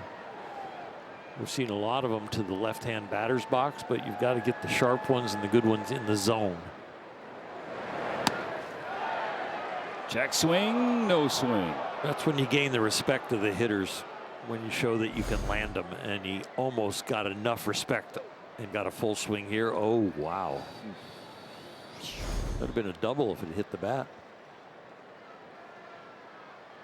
So now the 3-2.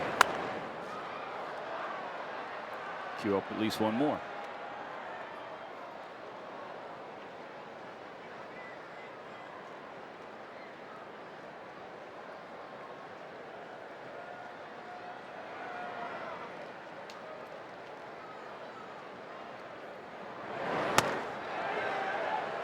Check swing again. The Dodgers appeal and lose again.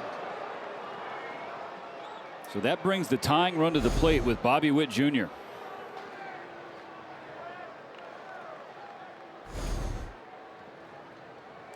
Shortstop, number 7, Bobby Witt Jr.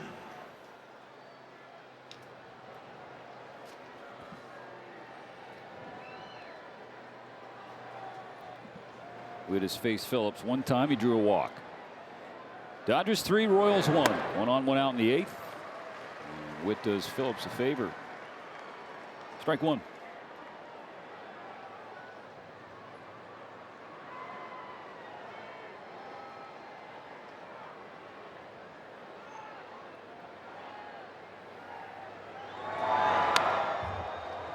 And another strike and another swing. Fastball outside the zone.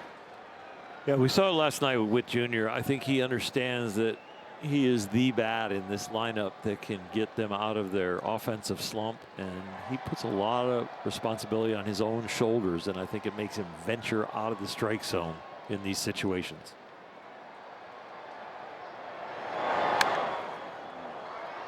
Stays alive. For Witt, his OPS is down for a second consecutive season. Now, that's relative to his all-star levels and expectations, but still hitting the ball hard. A lot of line drives. Certainly someone you respect when he's up there in the box.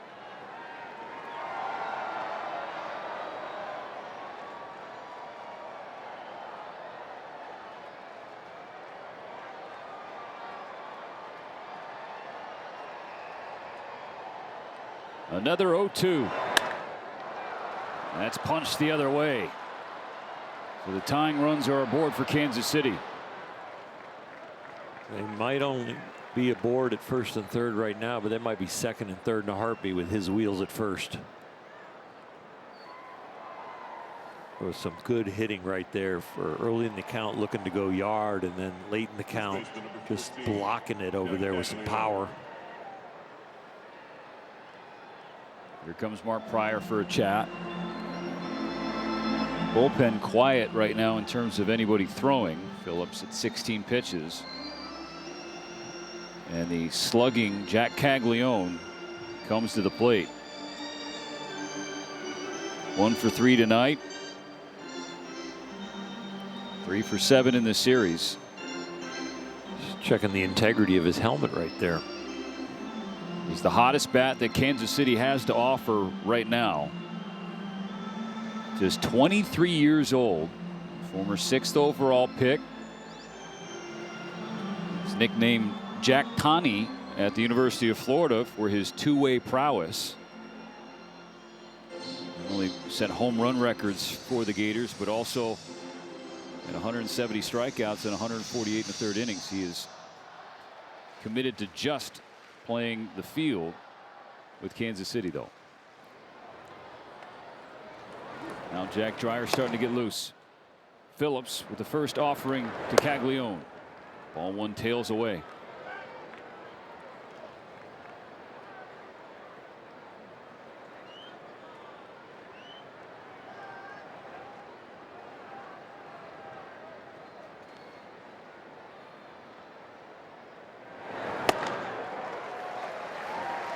If you're going to go up, you got to go up above, and it's got to be firm like that with some life.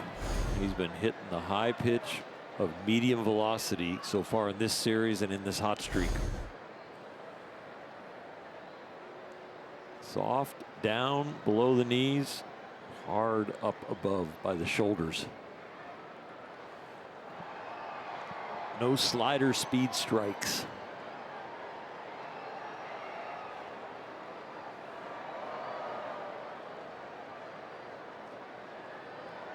Two on, 1 out, 3-1 LA. Caglione with a base hit the other way. It's now a 1-run game. Another nice level swing on a pitch that's kind of thigh high. And he has proven that he can hit this height. It's just right about where the left-handed slider was yesterday that he hit for a home run. That's a right-handed sinker that's sinking away from him, but it's up thigh high, and he does a nice job with it. Designated hitter number 13, Salvador Perez.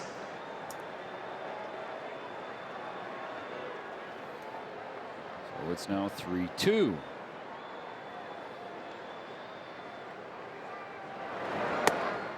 Strike one to Salvi. These two games, if the Royals have proved anything, they're just not going away. You're going to have to knock them out. That has knocked in a run earlier with the sac fly.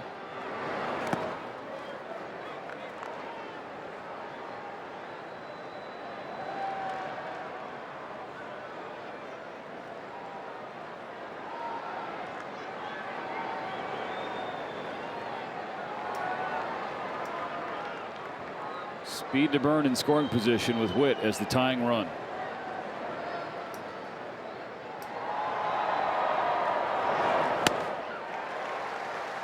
One and two for Phillips. Like the depth of that sweeper right there. Not only got the right to left motion, but got some depth to it to get away from the barrel.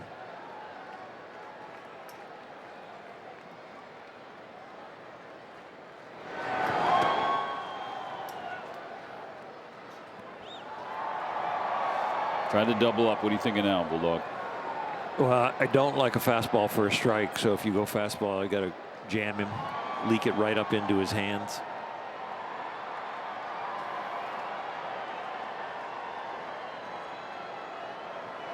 Witt running for third. That's a foul ball. If you stick with the sweeper, it's got to be a good one. And that was a good one. You've kind of trained him that I want to get you out with this. So you can't throw one in an order where it gets worse, because they're getting used to the spin and used to the break, and all of a sudden you throw one that's worse and they get to it.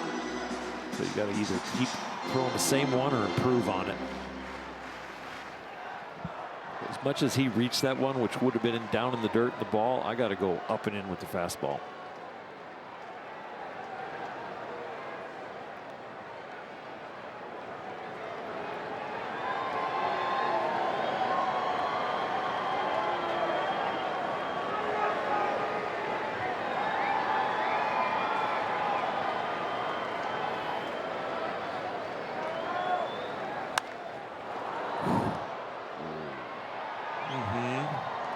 So that's what you were talking about there. Yeah, that Another was sweeper, but the worst one. Yeah, it's not a good one. It's not backing up, but it's not sharp, and it's just kind of laying there.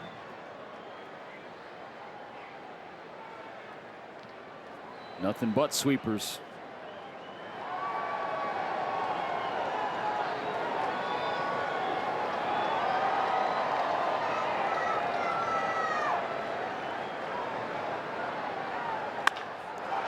That's a base hit for Perez. The throw in cut off. It's a tie game once again. It's a game played by humans, and Evan Phillips is trying to get to a spot, and he's trying to put him away with the sweeper, and then he finally goes to a fastball up and in, and it's not really all the way up and in. It's pretty much down the middle and belt high. That's some good hitting by the opposing team. So the 26th pitch from Phillips will be his last of the night. The Royals fight back and tie things at 3, and they're still not done in the 8th. 2 on and only 1 out.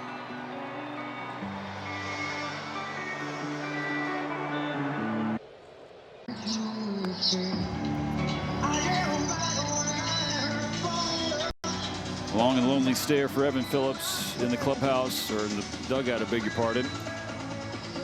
Second straight night the Dodgers blow a 2-run lead in the 7th inning or later. Now Jack Dreyer's just trying to keep things tied. The bullpen was starting to come out of their slump. The last 3 games had an ERA just over 2, but tonight hit a wall again.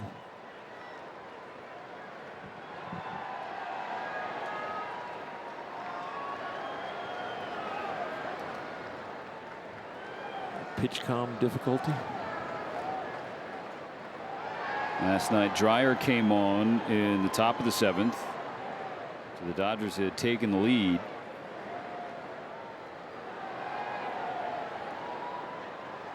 Gave a leadoff single to Massey, and then a game-tying 2-run homer to Kyle Isbell.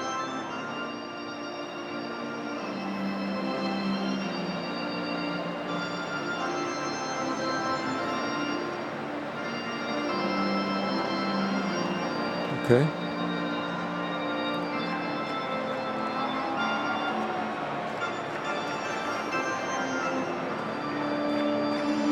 last 4 Royals have reached.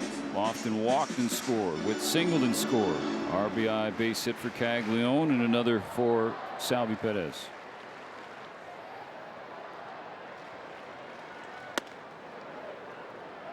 Ball 1 to Jensen.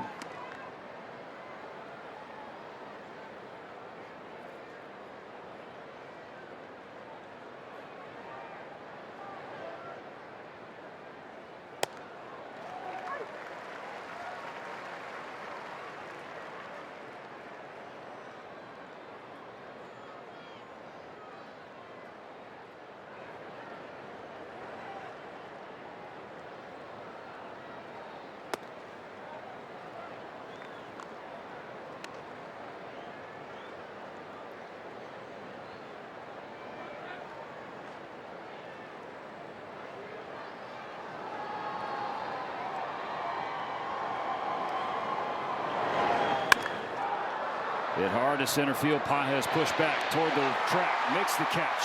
Tagging at second, Caglione. Then Pages lost the ball, so Caglione's going to be waved home. The relay from Betts is late, and it skips by, and now Kansas City takes the lead. And he records the out. Umpires decided that it was on the exchange out of the glove, and in doing that, the ball rolls onto the warning track away from the infield, and it was heads up by Kansas City. Do not put your head down after seeing the catch, but to actually keep playing. And as the tag comes in, head on swivel, ball out of glove, Kansas City goes ahead. Second baseman, number 19, Michael Massey. So the error on Pages. And now Kansas City with a crooked number to hop ahead for the first time tonight. And you see that every now and again from Pages because of his cannon on the right arm. He thinks he can make a play before he really has the ball, and so he's always trying to fire it away. He was going to try and get it into the infield as soon as possible to keep Perez at first. He wasn't going to be able to prevent a tag from second to third, but he was trying to get it in so quickly. And I would say that the speed that he was attempting was not necessary because there was already 2 outs. You didn't need to keep the double play in order. You're just trying to keep another runner out of scoring position. And with Perez, he's not tagging up and going to second. Not with his speed. Successful challenge for Massey. Kansas City has 1 challenge remaining. He was going next level with execution in center and ends up losing it when he really didn't need to go next level. He could have played it conservatively and just given Kansas City first and third 2 out.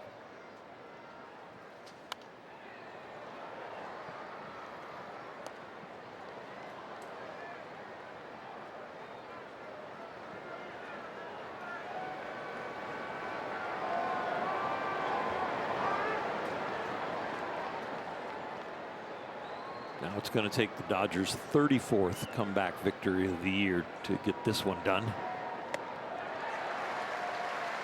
Dreyer K's Massey to finish the 8th, but 3 runs for the Royals to take a 4-3 lead here at Dodger Stadium.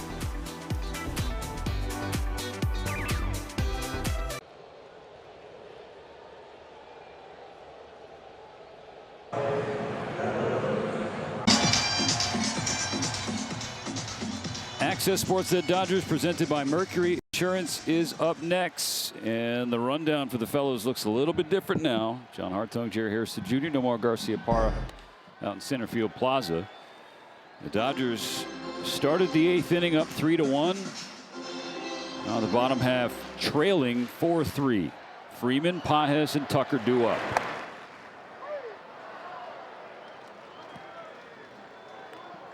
.99 on the edge right there. It's still Steven Cruz pitching. Came out of the pen in the 7th. Got Ohtani on just 1 pitch. His fastball is going to average close to 99. The cutter, the low 90s. It's his main 2 pitches. Ball and 2 strikes on Freddie.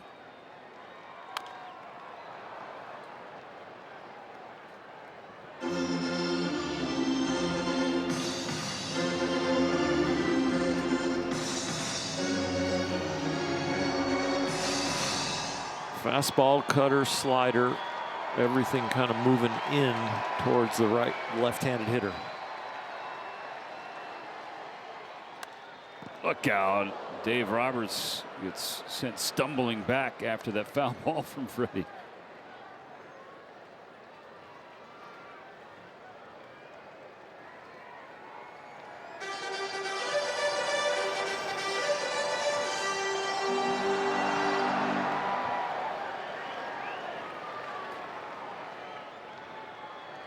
Another 1-2. Another foul ball. So Cruz varied the leg kick a little bit there. Waka's out of the game, and now the Royals placing their faith in the hands of a pen that has struggled since late June. Shaky faith. Freeman helps him out, fishing for a slider down toward the dirt. First out of the 8th. That's the 3rd strikeout of the game for Freeman. The slider after the 100-mile-an-hour good foul ball from Freddie, but then that slider got him. When you got to start a little early to catch up to 100. Pages 1 for 3 with the single.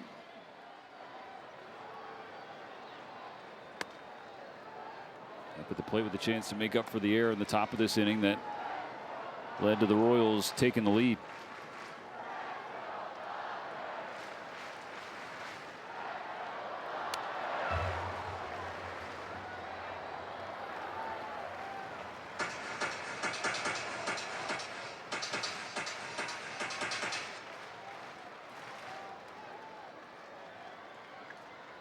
On a 1-1.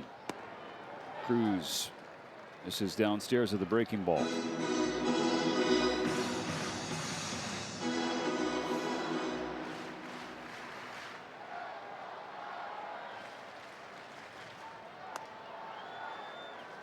Only the Cubs and Diamondbacks have more comeback victories than the Dodgers this year. Last night was number 33.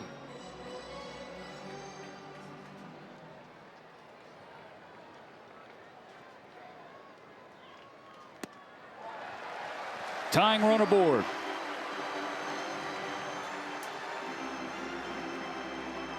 Pages walks to reach for a second time. You bring a guy to the plate that lately has looked very comfortable in the batter's box. Right field, number 23, Kyle Tucker.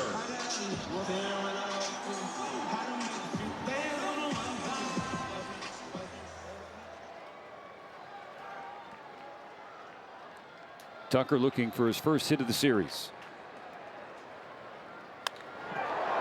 Out in front of a breaking ball.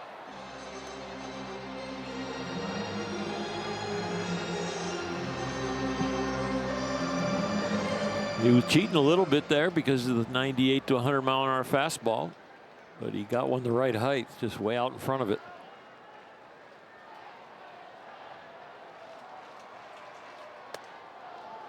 That's in. 1-1.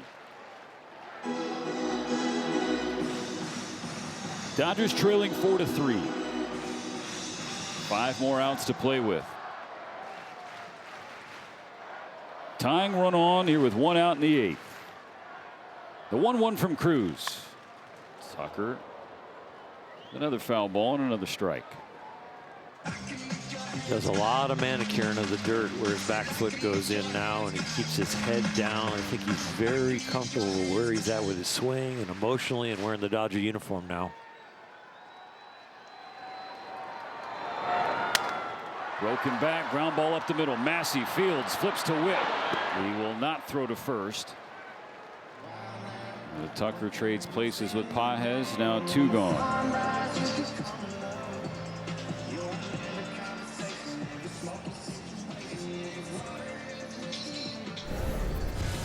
Well, last night, Max Muncy was able to put the Dodgers ahead.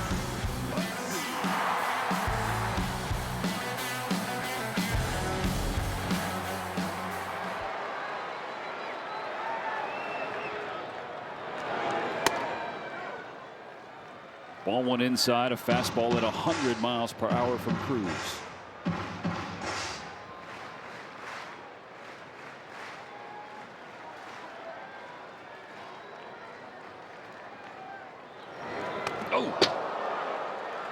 clipped him.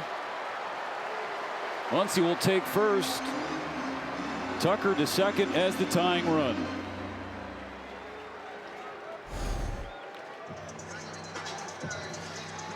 Cutter that he just gets around and hits Max's elbow pad. Hopefully no worse for the wear. 90 feet could be important to get a base hit here. And Bulldog, the way the night has gone. Right guy in the right spot. Mookie Betts 2 for 3. A home run to start the scoring in the second. Doubled and scored in the seventh. Home run is kind of slightly middle half, bad cutter up.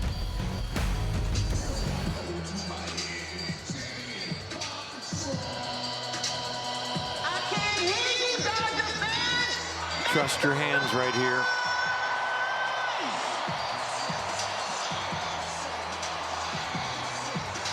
Don't get too big, don't get too long.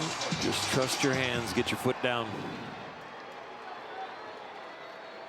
2 on, 2 out. Cruz to Betts. That's flipped the other way. Down for a hit. Tucker rounds and scores. And we're tied again. Can Mookie carry a team still? He sure can.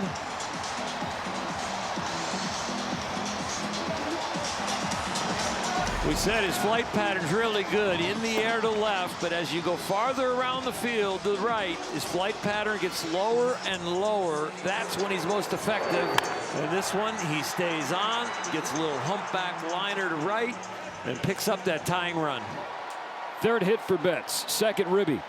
Now the Dodgers have a chance to take the lead. First and third for Edman. And that nearly hits him.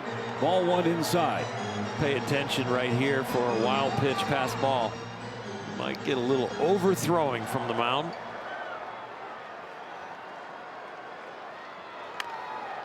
Chopper foul, first base side. Mookie Betts with another 3-hit game. Second in his last 6 games.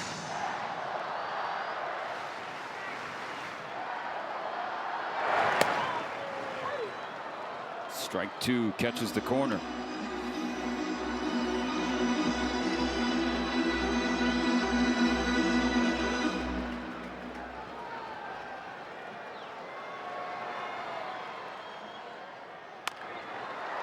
Bouncing ball to Whip. He'll handle it. That's the final out. The Dodgers get the run they needed to reset the game.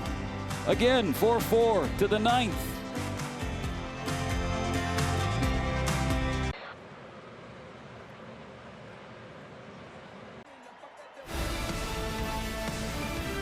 Back-to-back world champion Dodgers baseball on Sportsnet LA is brought to you by Jack in the Box. Jack's new Philly style bonus Jack combo. Shaved steak, grilled onions and peppers, and melty cheese. Starting at $5.49. It'll be Edgardo Enriquez pitching for the Dodgers in the top of the 9th. Mookie Betts with his second RBI of the game to tie things up at 4. Well, since he settled into a Dodger uniform, you got to go back to the middle of May, and you're looking at one of the most elite fastballs in the big leagues. It's going to be triple digits. And since May 12th, the league and the people he has faced have 1 for 33 off of it. So a fastball from 100 to about 103, and it has been devastating. Matt Quatrero will send out a pinch hitter. And the switch hitting Isaac Collins. He's 0 for 4 with a strikeout last night.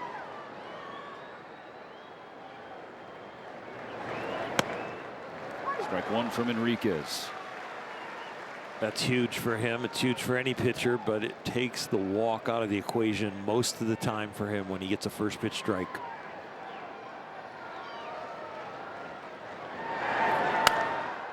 Popped him up. Muncy at third. Foul ground. First out.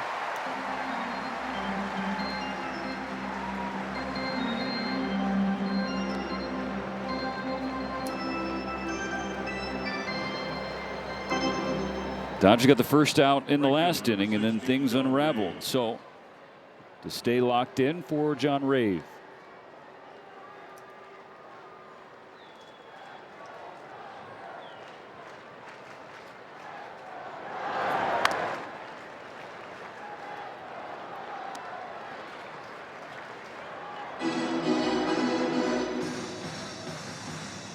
His last 3 appearances, no earned runs.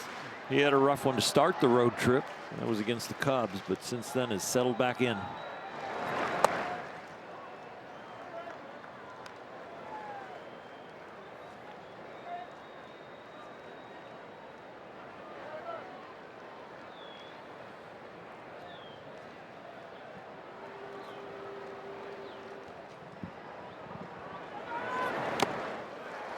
Strike 2 tipped into the glove.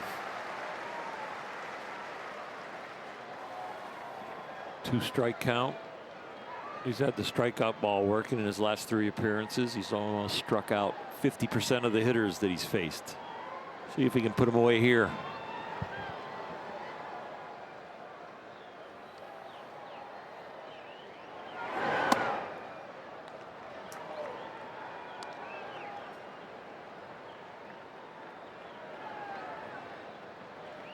See how easy you can throw hard, big fella. That's what Sandy Koufax would tell you.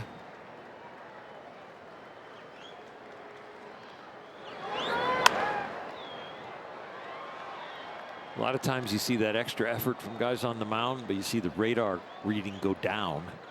Then you see this nice smooth delivery using the lever system efficiently, and you go, whoa, where did that come from? Try another 2-2. On the ground to Edman, but foul.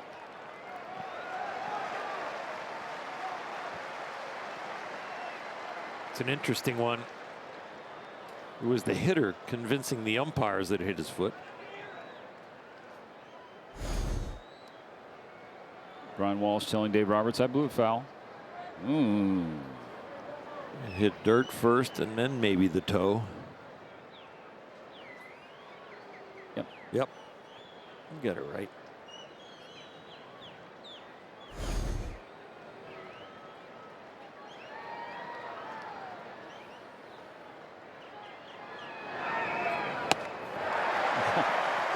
That slider. And you get a guy up there thinking, hey, this guy throws 103.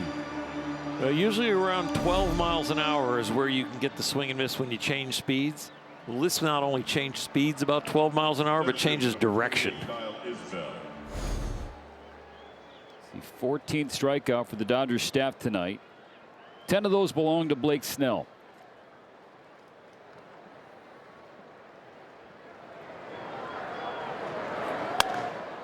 Isbell first pitch, skied to right. Tucker has no issues. The Dodgers have a chance to walk it off in the bottom of the 9th. 8, 9, and then 1. That one due up.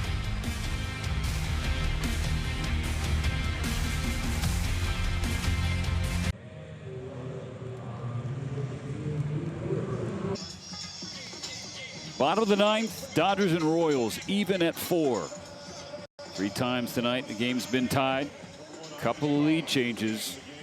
Now it's the former top prospect Nate Pearson. One time a first-round pick of the Blue Jays, and their top arm in their system has bounced around. Now the back end of the Royal pen.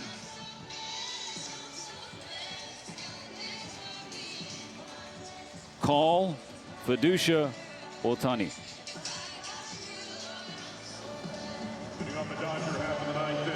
It was Call in his last plate appearance.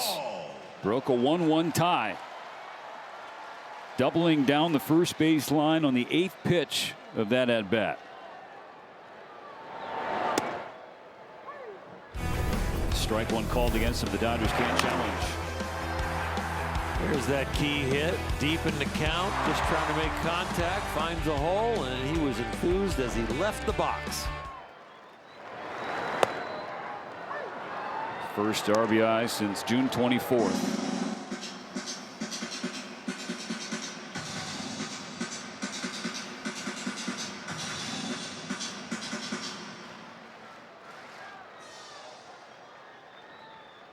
1 home run this season, 1 walk-off home run in his career. If they win tonight, no matter what inning it is, it'll be a walk-off. It would be their 6th of the year. Looking for their 34th come from behind victory. Pearson's 1-2 pitch.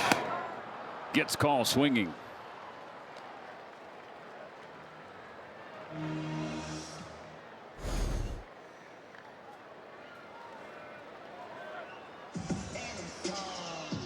Somebody in the dugout's yelling, "Come on, boys, we don't get paid for overtime." Hunter Verduche's been swinging it past few days. Doubled last night, couple hits over the weekend. Ball outside.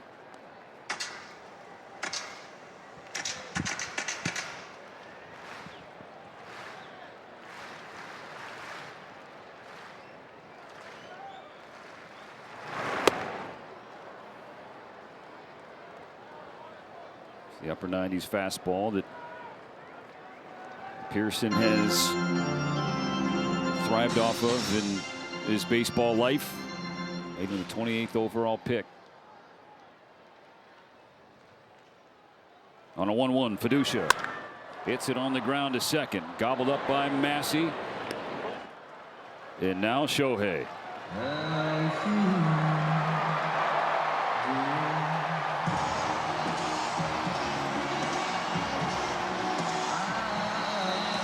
He's got a knack for the moment. Hitless tonight. 0 for 4. Means he's due.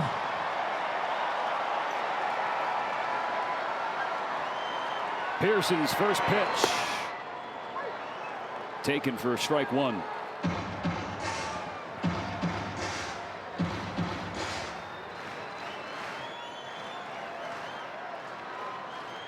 The 0-1 misses. Changeup, curveball to start. Everyone is watching this at bat.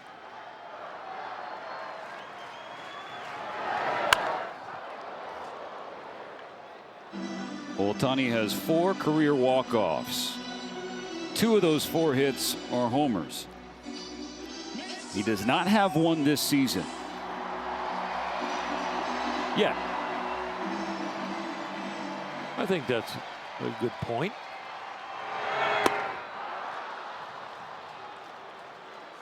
And that drought continues as Pearson pitches a 1-2-3 ninth with bookending Ks. We're playing extras.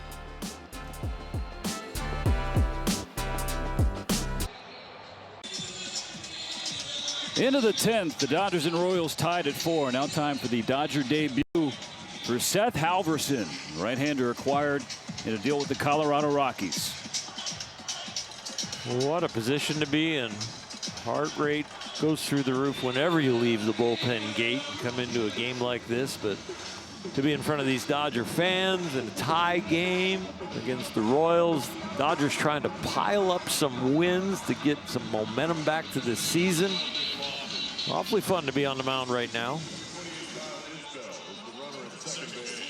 High octane right arm for the 26-year-old Halverson. Dodgers got him 20th of July. Pitched 6 games for AAA Oklahoma City. 6 1/3 innings, 8 strikeouts. Top of the order here for the Royals. Lofton, Witt, Caglione. Isbell is the runner placed on second.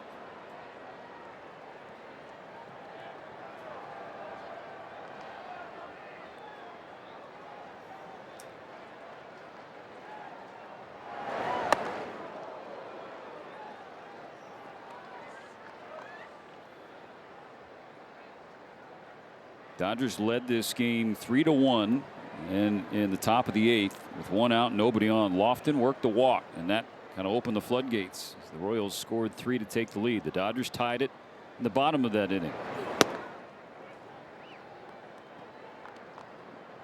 101 from Halverson, but low. 2 balls and a strike.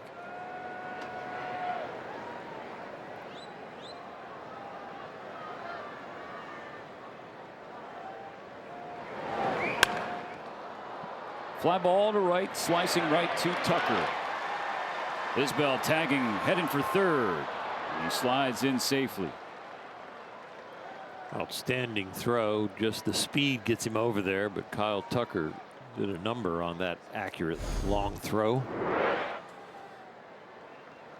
Number 7, Bobby Witt Jr. Just the third time this season the Dodgers are playing extra innings. Fewest instances in the majors this year. Infield creeps in. Isbell on third, only one out. Alverson to Witt. Outside, ball one. The score is like this because Blake Snell got out of a jam like this. Man on third and no outs. Pitched around it.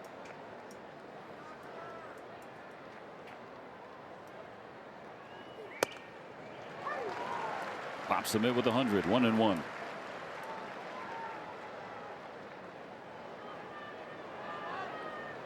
Witt was hitless last night. Not tonight.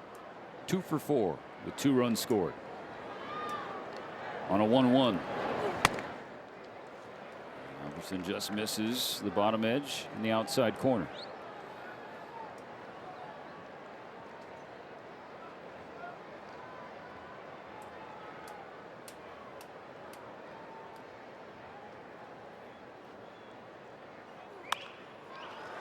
Fly to right. Tucker running in, makes the catch. Isbell tagging. Tucker twirling and firing, and the runner holds. You might say, why did he spin? Well, you spin to get your feet in order, and he understands with baseball eyes in the back of his head. That gets the back foot right in the right spot, gives him some momentum in the correct direction as long as he captures it and directs it, and that was a fantastic play. Designated hitter Salvador Perez.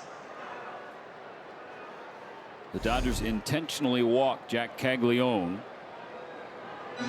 Royals on the corners.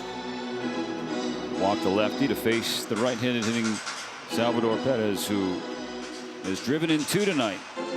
Sac fly in the 4th and an RBI single in the 8th that tied the game at 3.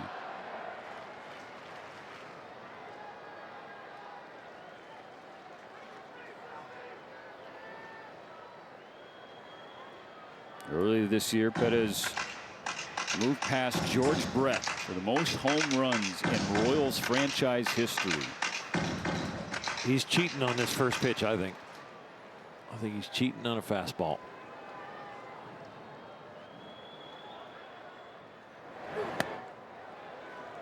Oh. Catcher's challenging the ball call. Called ball 1, but a challenge from Fiducia.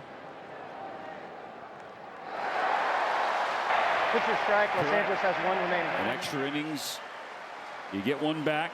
The Dodgers used both of theirs in the first 9. Use that one wisely. So that gets Halverson a strike.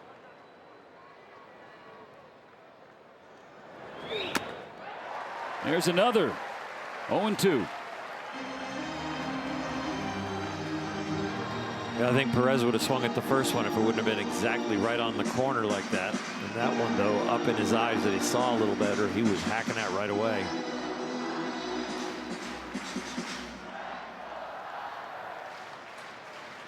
Throwing a fastball, it doesn't need to be a strike.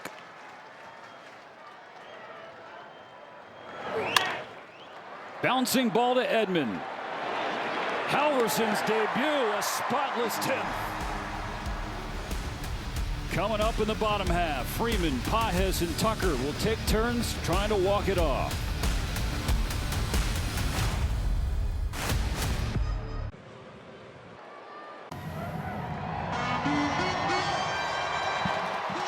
Dodgers got a 0 from Seth Halverson in the top of the 10th, now the bottom of the 10th. Ohtani placed on second. Freddie Freeman will lead off. Andy Pages on deck. Kyle Tucker in the hole. Lucas Erceg, former Oakland A, acquired by the Royals a couple years ago. It's a tall task. They've just decided to walk Freddie Freeman to set up the double play. But it is a tall task to shut down this Dodger offense in this situation. Number 44, Andy Potts. Freddie Freeman has 5 walk-offs as a Dodger, 2 in the playoffs. And Contreras says, I don't want to add to that list. As he mentioned, set up the double play.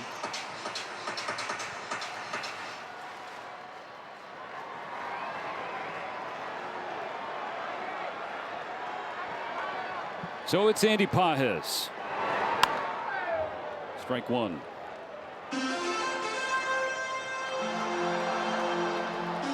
Pages has 1 walk-off hit in his young career back in 2024.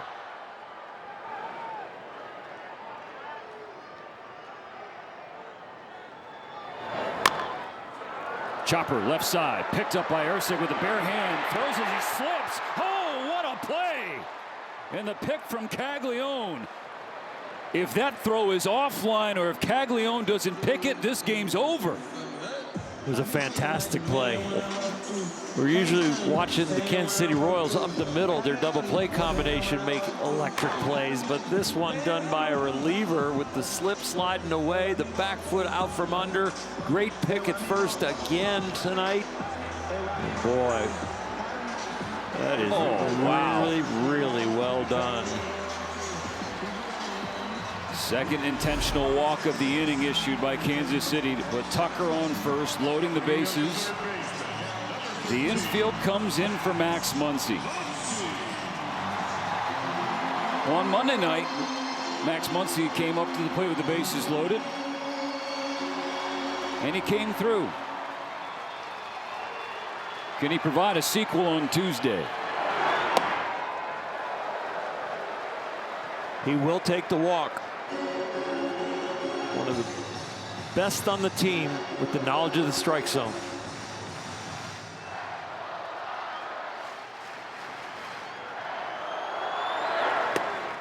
Big swing, big miss, 1-1.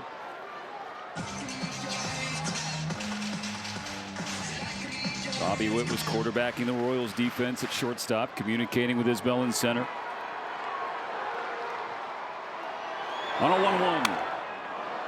Strike 2, fouled back.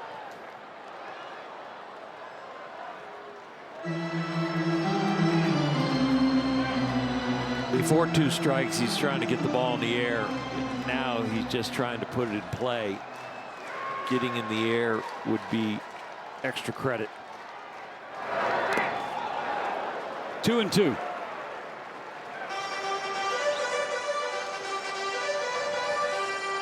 Max Muncy with 7 career walk-offs, plus another in the World Series.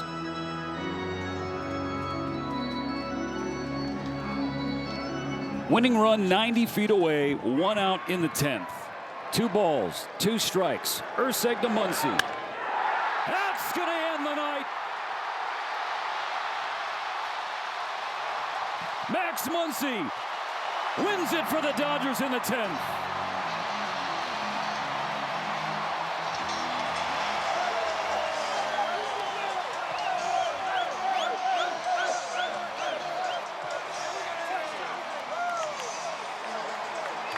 After the ball left the bat, the only thing they had to make sure of is that everybody touches the next base. And they did it all. And they got it done. And guess what? They won 2 in a row.